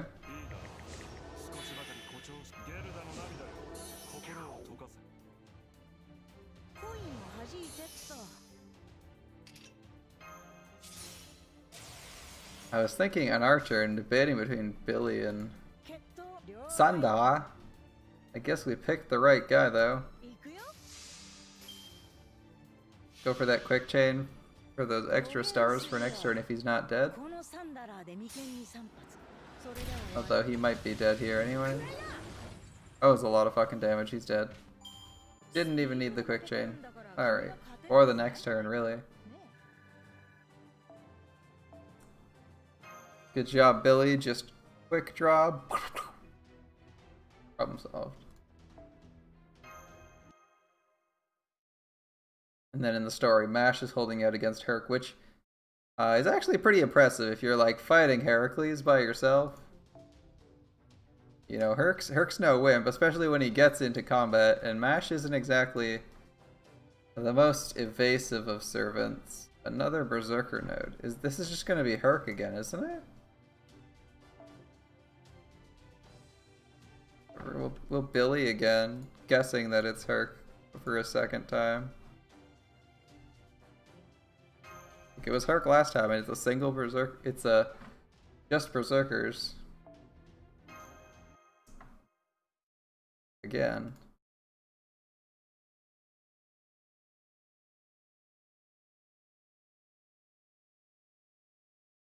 Oh yeah.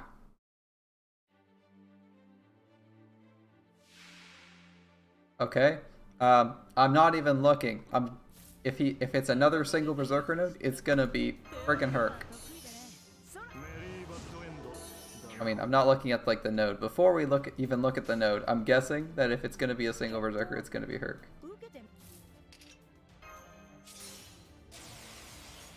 And as far as easy bosses go, this is pretty easy if you have instant NP with the high level anything. There we go. Okay. Fight 1. This is taking a lot less time than I thought, mostly because these last Berserker nodes have been insanely easy. So, what's Arrow 3?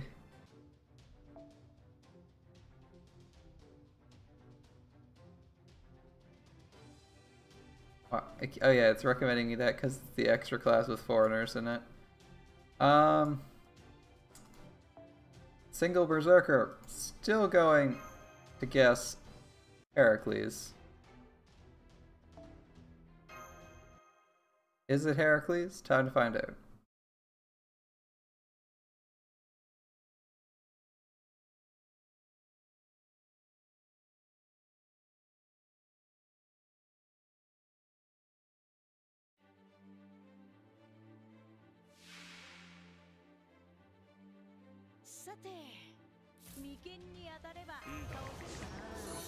In the event that he's not killed in one turn, we'll be prepared next turn with stars.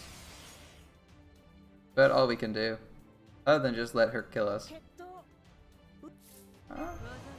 NP up.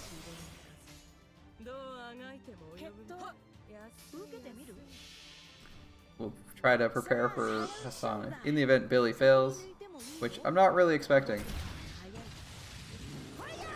Yep, there we go. Okay, so that was 3 fights that went exactly the same. One turn, Billy, click, point, click, dead. Simple game. Use gun on man. Okay, I don't know what this is gonna be.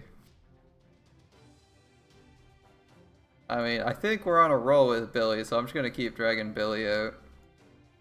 Oh, that's Lancers. What am I doing? Where's that Billy? He's done good one turning so far. It's highly unlikely he one turns here, but you never know. You never know. We'll stick Q up front. 100 faces here. Something like that. Alright. What are we facing in this node? Like, are we fighting David or Adelante? Or, sorry, Uriel, maybe?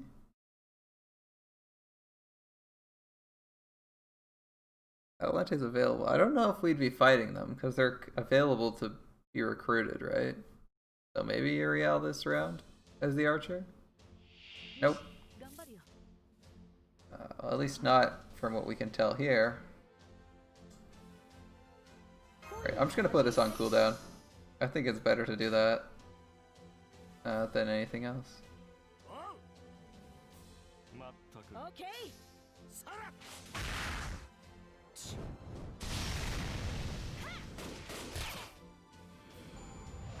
Like, I don't predict getting 150%, so...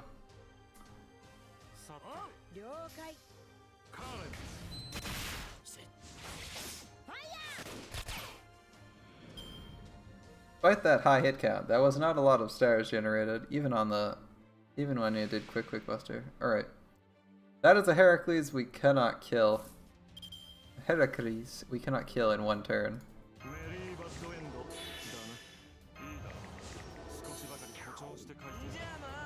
Alright, it was a different terrain map, so I was thinking we'd be just about done, but it looks like we've got a ways to go yet. Okay, let's do this. I think this is the best call, because we might get another 30% attack out of this. And if nothing else, the defensive buff is worth looking for. Damn, we missed the attack buff. Oh well. Yeah, we need a lot of crits, and I don't know if we're getting them. And a lot of crits. Okay, I'm pretty sure we can't one turn. we need more crit damage up than we have. Hans is only 20%, Billy is only 50%, so we'd be doing like 100% crit damage maybe, at most. So like triple damage. Yeah, I'd rather he not die, so I'm actually gonna heal him right now.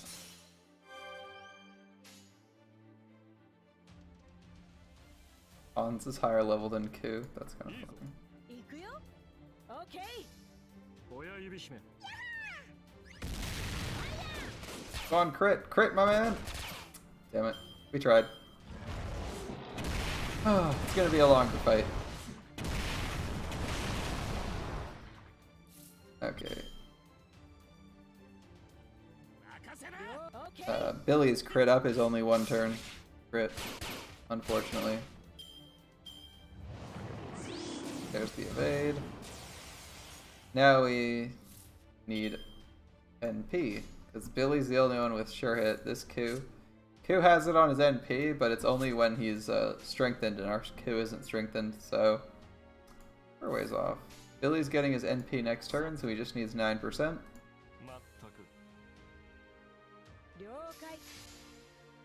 Yeah, we might as well push damage anyway.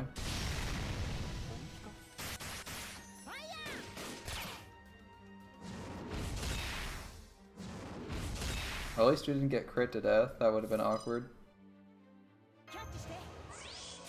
Oh, that's more crit damage, and that's Mind's Eye true, so it's gonna be 3 turns of crit damage up. Alright, he actually does have crit damage. That's awkward. Alright, well, he does have the potential for crit damage, we just didn't know it at the time. I believe this is sure hit. If it's not, well, it's my fault. There we go. Like, I remember being killed by this before, so I sure hope it has sure hit. Who's gonna miss? Wait, what? Oh no, his evade's down. What am I talking about? It was last turn, he had evade. It's not something weird.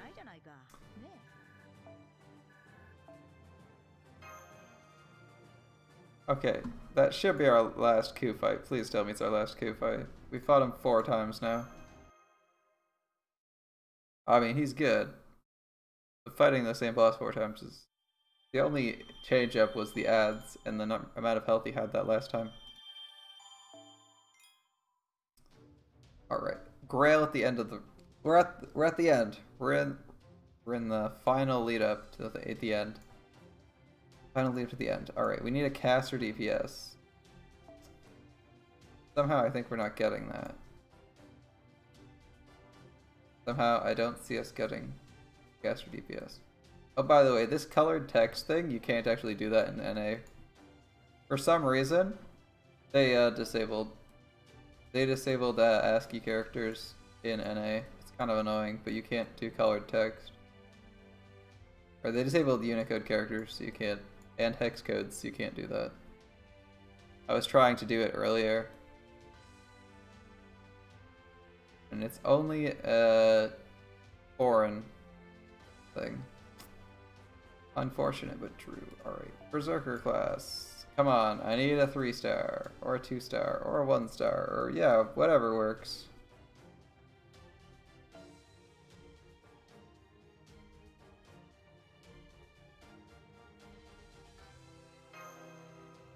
Hans is also my DPS. No attack abilities other than NP, but he's my DPS. Alright, Jason and Hector, are we fight? I think this is past the point where we're fighting them, right? Like, we're done fighting them? Surely. How does this end? I thought it... No, we beat Herc and we keep going? I think we're still fighting them. These are like the shadows of Jason's servants or something like that, right?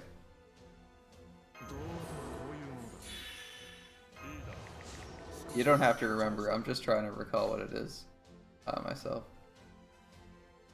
You don't need to look it up. I'm gonna play. I'm just here to play. Oh, we could have used usability. Whatever.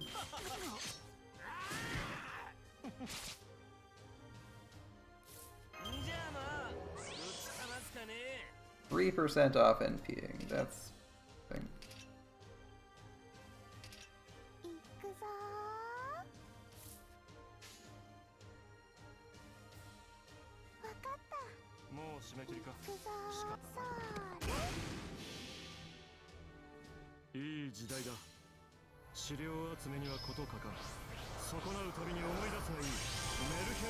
Is the attack up again?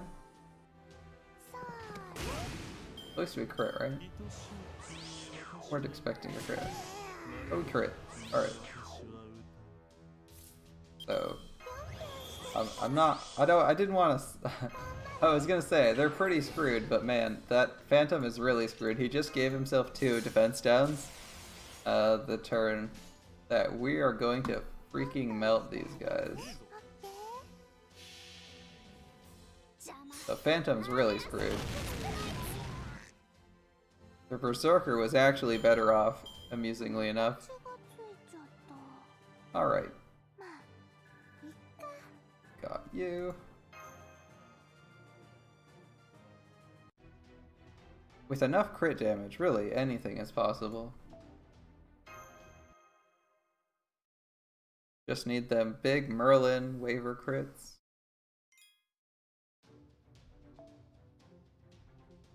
Ooh, a Lancer.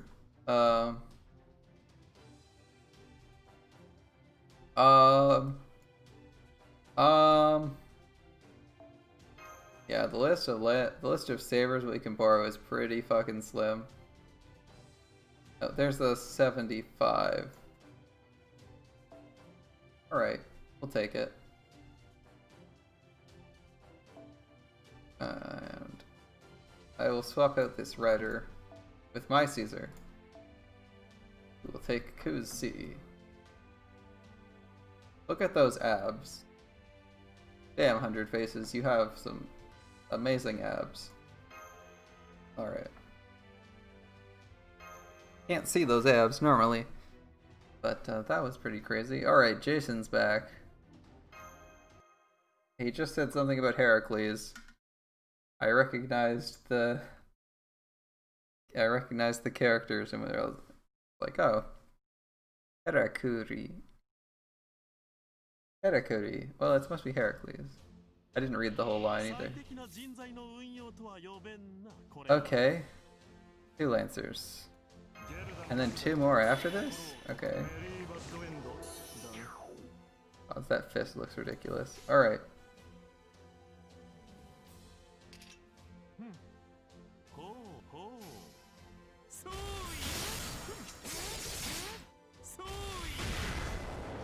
One down.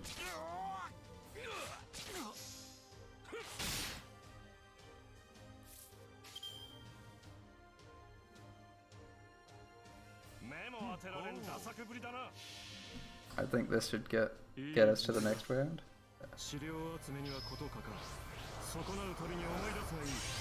Ooh, the attack buff too. We should be able to kill these guys with these two cards. Come on. Oh, he failed. Really? Man. I guess I got a little bit too overconfident. Alright.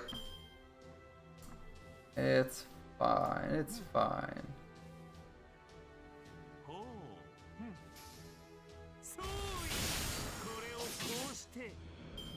I'm surprised you didn't kill that. I feel like the numbers were in our favor. Maybe I underestimated how much having Buster first mattered. Okay, Hector and a Shadow Servant. We're not killing Hector in one turn, so... Shadow Servant.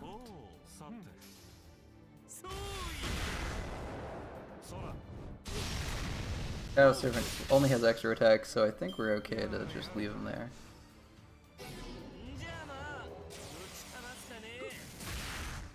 Okay, that's a safe buff for us.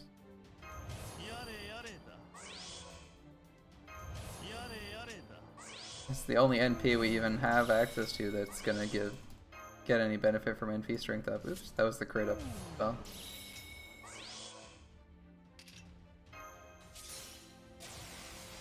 Alright, let's pull out some crazy damage.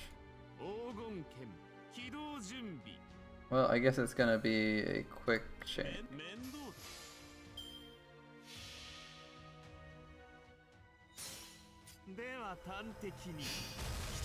Regrettably, this is mine and not the interluded version. Still, 95,000 is fairly impressive for a level 50. Oh, that drain. That drain every time. Alright. Who's critting and why? You're critting. Up to it, buddy. Time to crit like a machine. Alright, look at this. The critting god. Caesar. Disgusting. I'm really liking Caesar. I really didn't like his appearance when I got him, but I'm actually kind of like Caesar now. He's not as boring or bad. Yeah, he crit like... He generates an okay amount of stars. Like, he's not a terrible servant. And after using him for so long, I'm kind of getting over how ugly he is. One of those things where you just see it so many times you stop caring. Oh my god, is he going to... Yeah, he's going to... Oh, where's the debuff cleanse? Plug suit in someone who has debuff, has buff cleanse. Game, please. Okay. No Brave Chains, so he's not dying this... Or, no, Brave... Yeah, no Brave Chains, so he can't die this turn.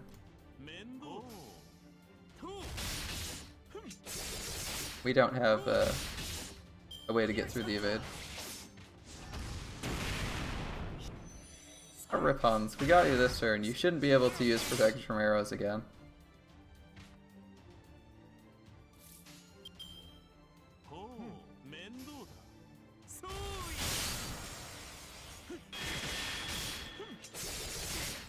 Alright. Yeah, Cleo did see something in him. He's got a decent star gen, decent NP gain, and an insanely powerful NP once it's interluded. Unfortunately, we haven't interluded it yet, and oh my god, is this someone with multiple three? This is someone with a relatively new account.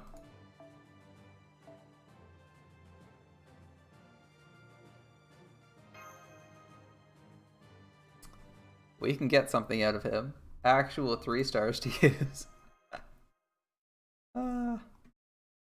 We desperately need the 3 stars. Alright, this should be the Grail. This should be the Grail. Right? And the question mark is a pillar, so we probably want a rider.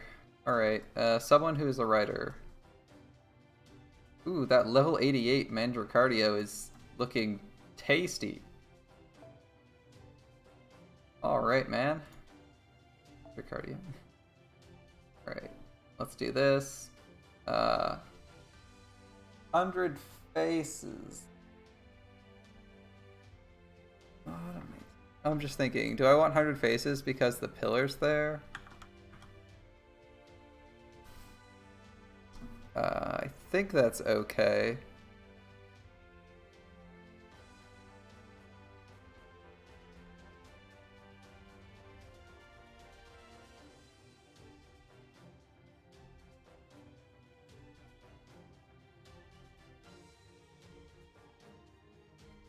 And for Mandracardio, it's his second skill that kills him, right? I think it's his second skill. There is some danger in using him because he can kill himself. Let's go. I think it's his second skill.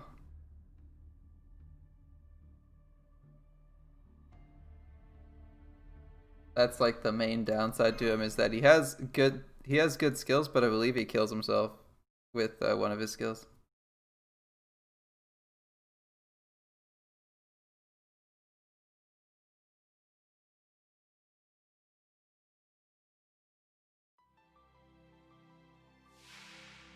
There's the pillar. Spoilers, it was Jason all along. I'm just gonna avoid using his second skill. I'm 90% certain it kills him. Medea is a problem, but you know what's a bigger problem? Demon God Pillars.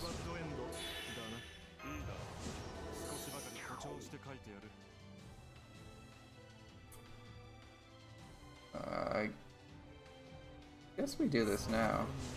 It's defense up for yourself, right? No reason not to. Okay.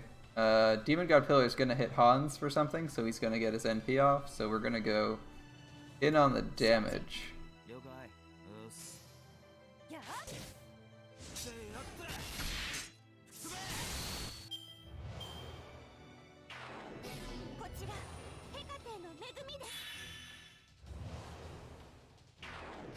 Or not, we just get debuffed. Okay.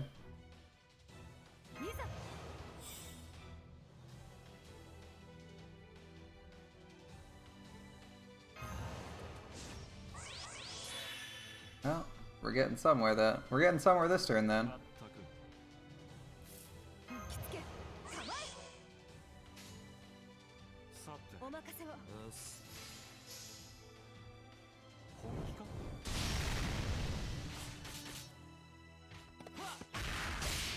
There's some crit damage. Good showing. Oh, now the boss attacks.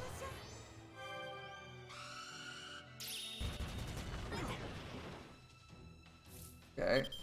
Hans is going to die. Mandracardio is also in similar danger. I'm going to heal you. I think it's it. Ah, damn it. Alright. Okay, it's gonna be like this. If he attacks, he'll get some amount of MP, right? Okay, she got the defense up, so she's less likely to die, and she's getting healed. Hans might die. I think that's just something we have to accept, though.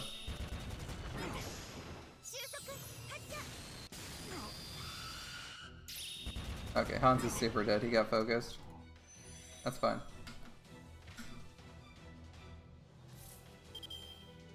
Alright. And Mandracardo's going in again. Even though Hassan's not attacking, I'm using the NP gain up because she's gonna get hit. One of these things is gonna hit. You're probably dead, so let's. You know what? I don't have no clue how much damage you do. Time to find out. Push yourself to the absolute limits.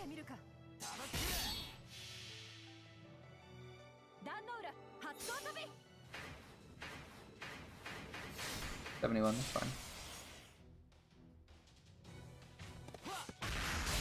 So how much does Medei Lily heal by?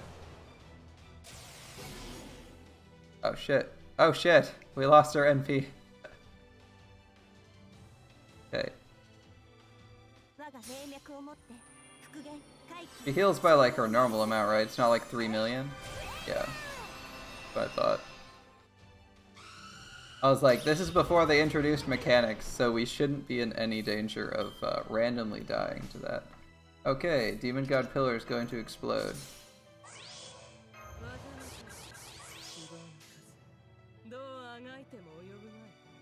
Yeah, we're gonna choose not to save her. She's so far away from NPing. She is more damaged though. She is significantly more damaging, so we'll use her this turn.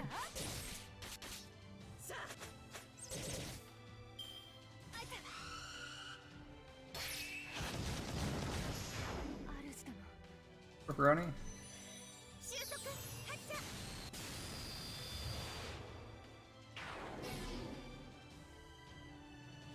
Okay. Well, the fight's basically won. Although, if we hadn't gotten drained by that skill, we would have been doing a lot better. Alright. Yeah, we may as well just... I think we should kill the pillar. That should be our priority regardless of what we do. He's the one that puts out most of the damage. Even though this is overkill, I think it's a better call than going after Medei Lily and maybe getting wiped on like a lucky crit or two. Cool.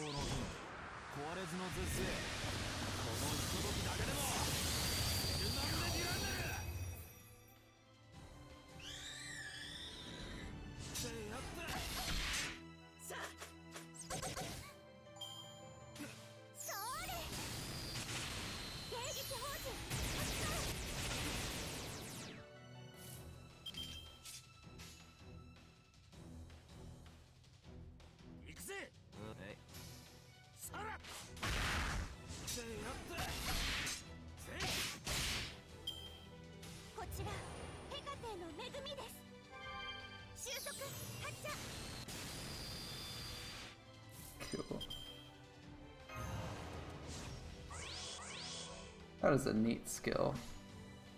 One thing for you, and... Ooh, tempting. I think we'll take it.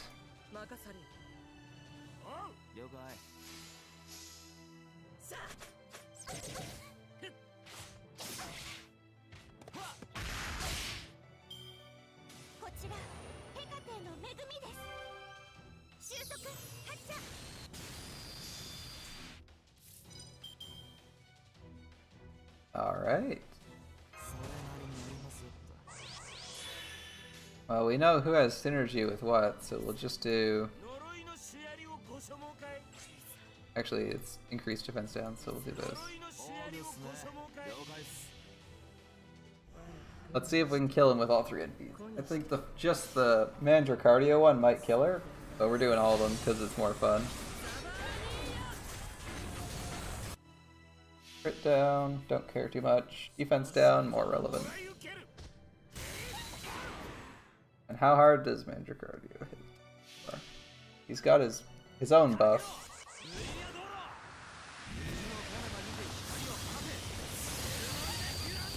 Oh, that's pretty good. 129k.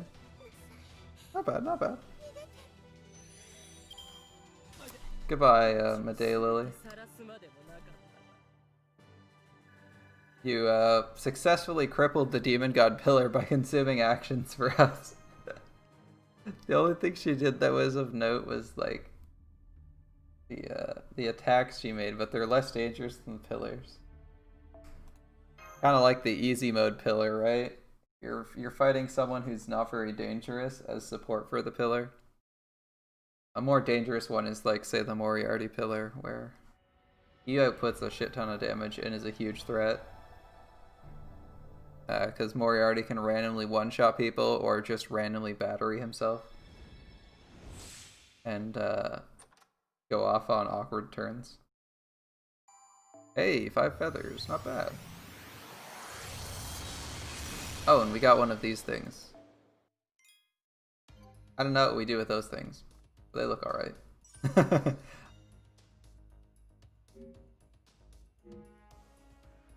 Oh, Rondon.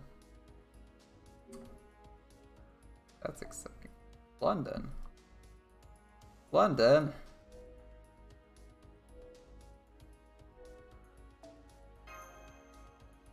Well, I can do London. I'm interested in London again. There's that Charlotte. Do we have anything we should buy in the Prism Store? The Rare Prism Store? We have 1 Rare Prism. What can we buy with 1 Rare Prism? We can buy 20,000 friend points, or unlock one of the Da Vinci Shop CEs for a month, which is not exactly great for us.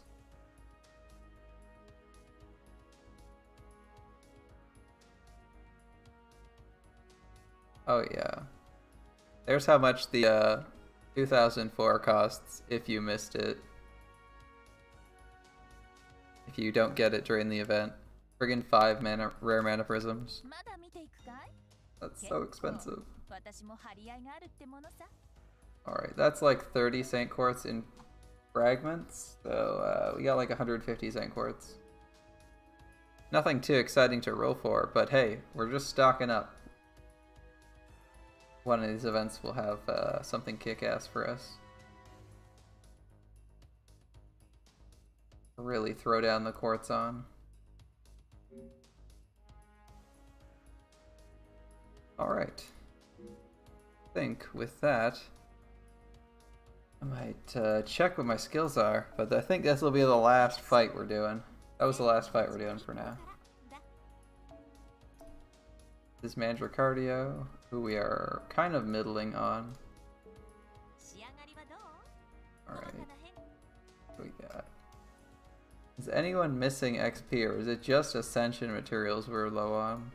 No, it's just Ascension materials.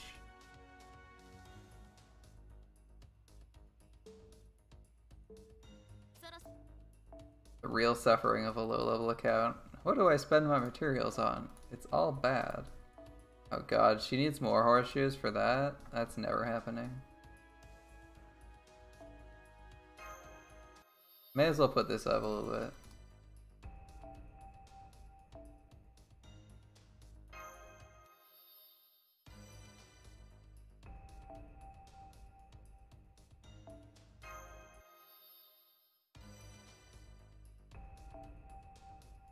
Arisu. May as well put that up. Oh, we have enough now. We have enough dust. I think there's someone who needs dust for Ascension though, so I can't just throw that out at Hans. Even if it looks really good.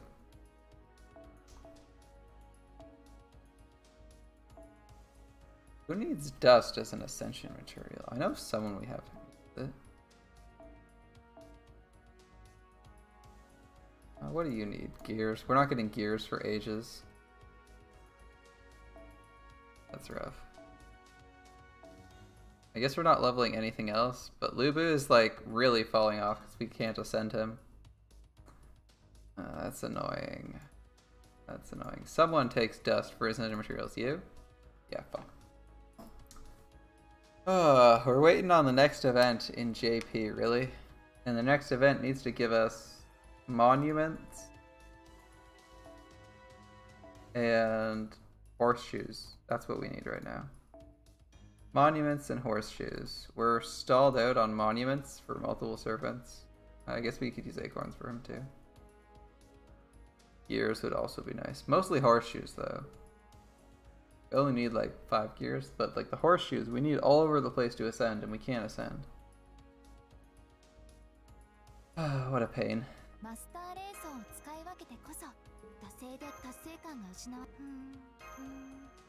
It's like we can't even farm for that. It's like 500 AP per drop or something like that for it.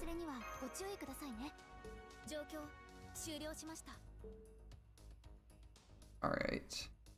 Well.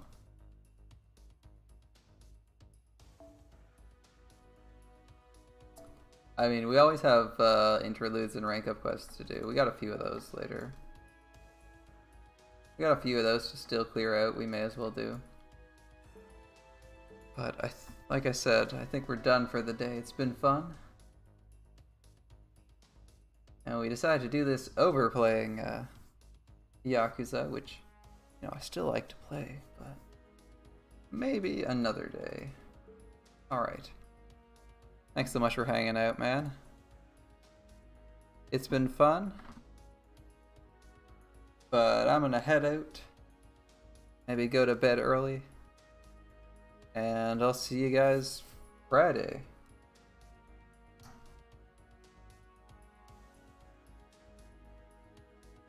Have a great night, and thanks for watching. Bye.